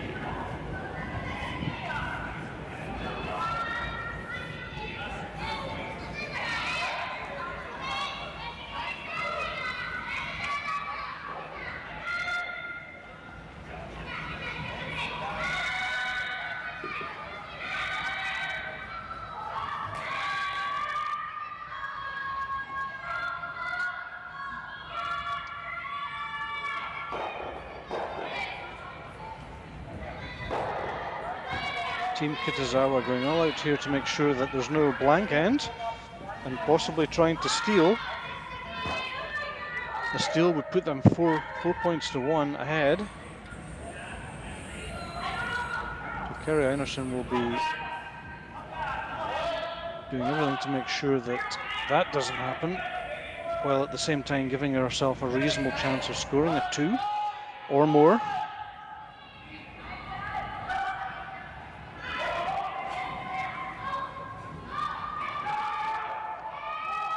So looking to chip this red, roll behind the corner guard on the left, which would give her 2 yellows in the circles.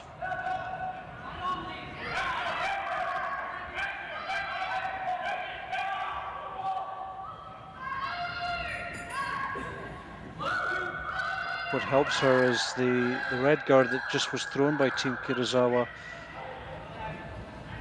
a couple of stones back has actually overcurled, so once they remove this guard, the shot in the rings will be wide open, or 90% open, let's say. But must roll away here. Very nicely done. And now you see that red is more or less open. And they have 1 shot in the 8-foot, so really nice shot there from Val Sweeting.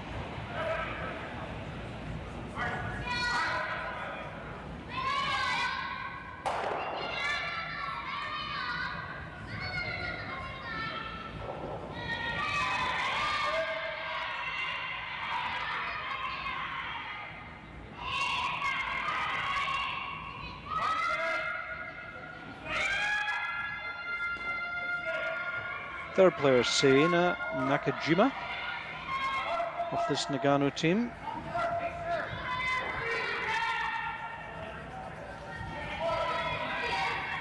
Looking to block things up.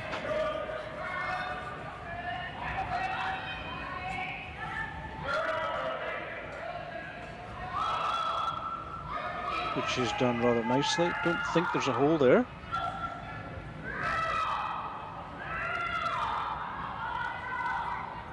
Kerri Einarson now indicating double on those 2 red guards to create lots of space.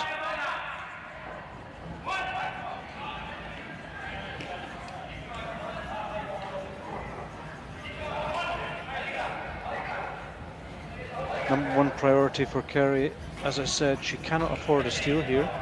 A steal would possibly push the game out of her reach. Even if she only scores 1 point, she's still very much in this game. So for that reason, electing a little bit of defensive option here, clearing things up at the front. Always holding on to a chance of 2. Val's stone is going to be just perfect. Another corner guard, which is always useful. So a really nice result from Val Sweeting, giving her team a real chance here.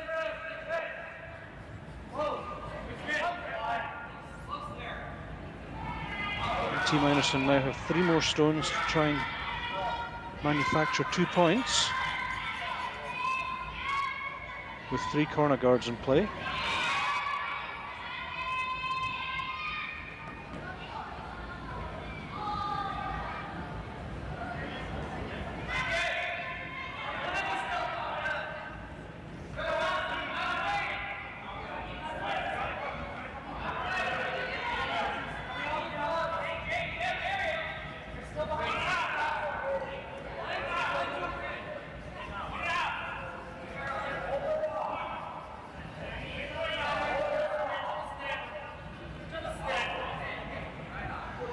So Ikue looking at all sorts of options here, electing for, I think, a centre guard to cover that red.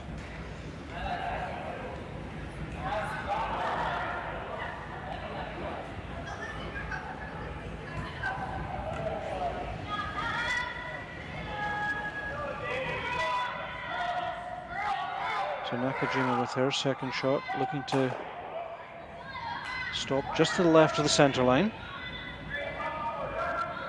Doesn't want to over curl. There is a gap between this stone and the guard if it over curls. Needs to stop now, and it has over curled. So a real chance here. Kerri could elect to remove both reds at the front, or more likely, I think, a control weight chip on the red on the button, roll behind the two corners. But you could also double the two reds at the front and maybe roll to the side, might even roll into the rings. Probably not possible, but you could certainly remove those two reds and just sit somewhere there.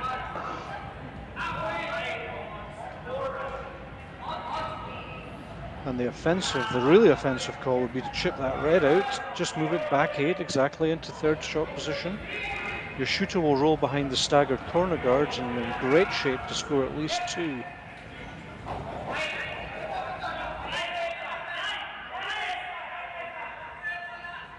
So that over curling red guard is going to give Kerri one of her best chances so far to piece together a multiple score. She hasn't done it so far in this game.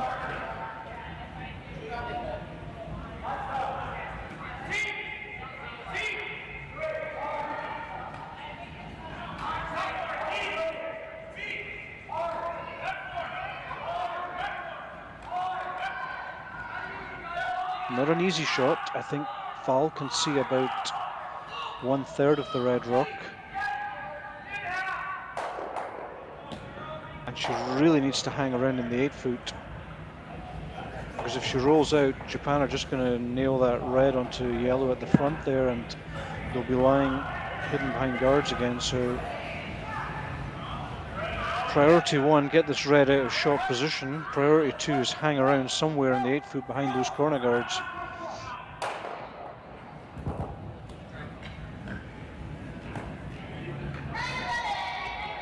Big shot for Val here. Change the complexion of the whole game.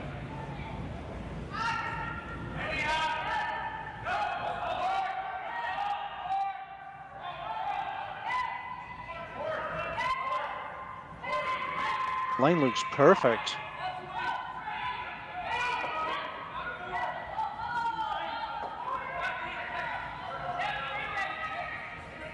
And that, ladies and gentlemen, is perfect curling. Great shot from Val Sweeting, line 2 points. Behind guards, so a little bit of pressure here for Japan. Of course, they've got this short run, but it won't be for shot position. It'll only be for second shot.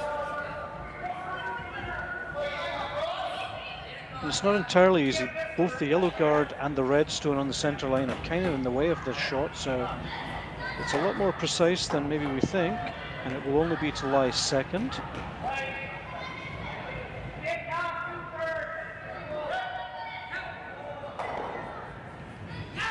And we can see smiles on the faces of the two ladies at the back.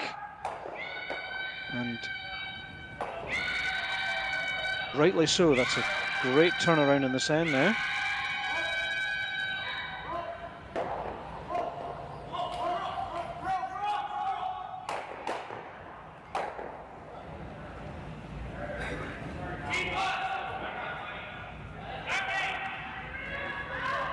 There's no double on the yellows here. She can run the red onto yellow, but she can't remove the other yellow.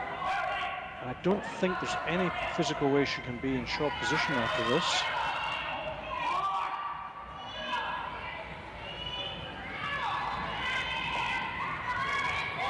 So Kitazawa with her first stone in this 7th end. Trying to thread the needle here. She's made it. Nicely done. Yellow lie 1.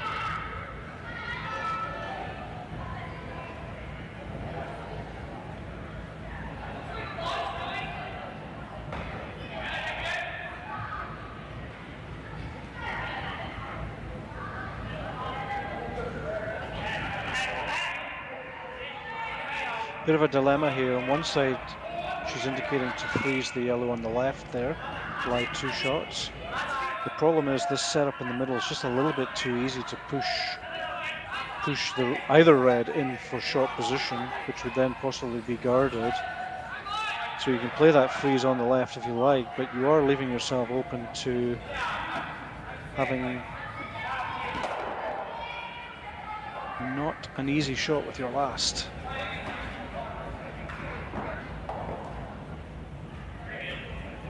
Can't remove the red at the top of the 8 foot because it's going straight on that yellow, I think. That would have been an option, but it's very tight through there as well. That yellow guard is actually in the way of playing like a hack weight or something. So it is a bit of a tricky situation.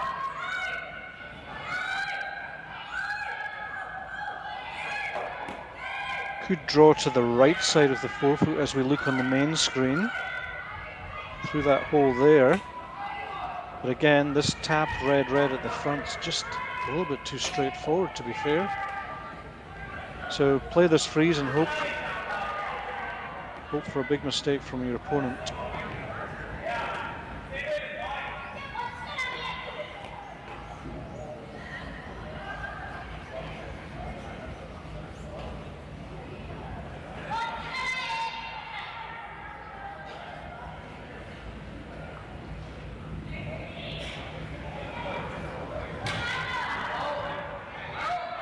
So Kerri Einarson with her first run in the 7th, electing to play an in-turn, effectively a freeze on her own yellow behind these 2 corner guards to lie first and second shot. Using a bit of ice that hasn't been used for most of the game, I think.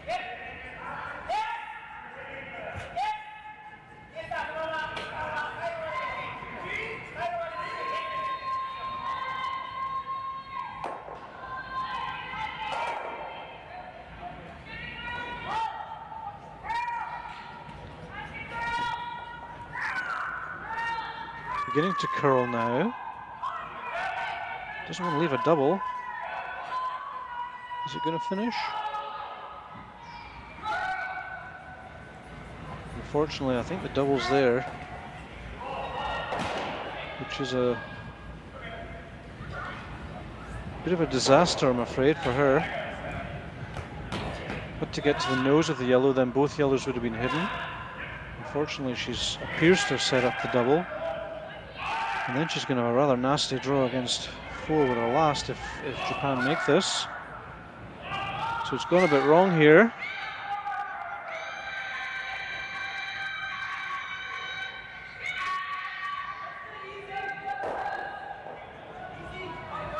They were using a bit of ice that hadn't really been used. No one's played a draw down there on that path for a while. And so it's difficult to get the line. She got the weight perfect, but the line, it just hasn't quite curled up for her as she expected. There's a lot of curl towards the center line, but out there it just didn't finish. And it's given the Kitazawa team a chance to get out of this end. As we see Skip Kitazawa with her last stone in the 7th. Also hanging a bit straight, but it's enough, I think. So red appear to lie 2. And now Kerri's got no option but to play the same shot again, but this time against 2 red counters. She needs to be full 8 foot to get 1 point.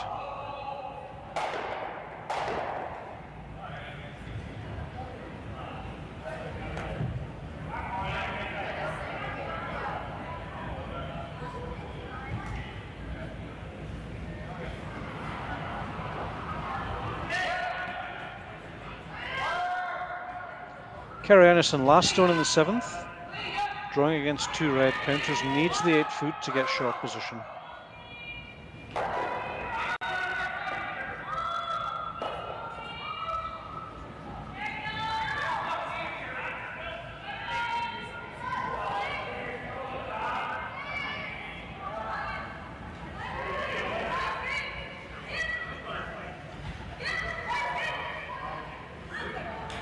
She slipped through, and it's a steal of 2 for Japan, I believe.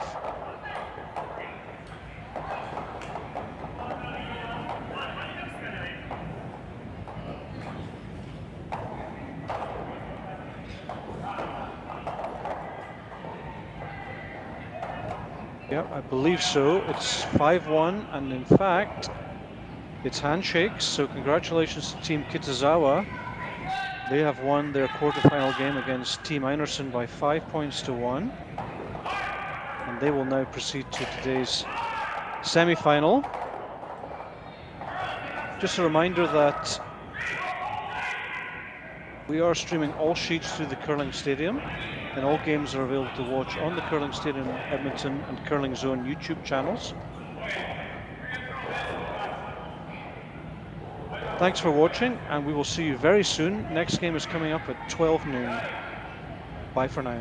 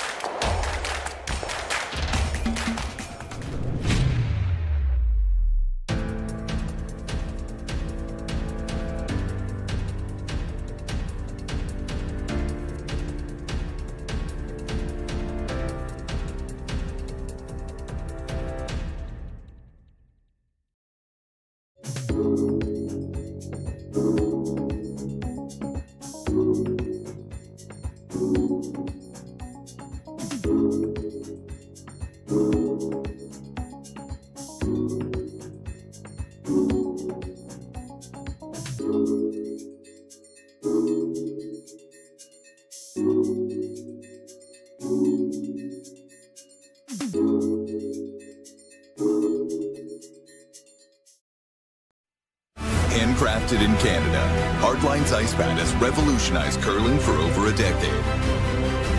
Engineered with top-tier precision and durability, it is backed by an unmatched 10-year warranty.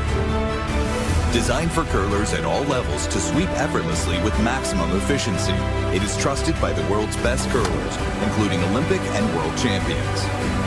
It is quite simply the best brew in the game. Hardline. Join the revolution.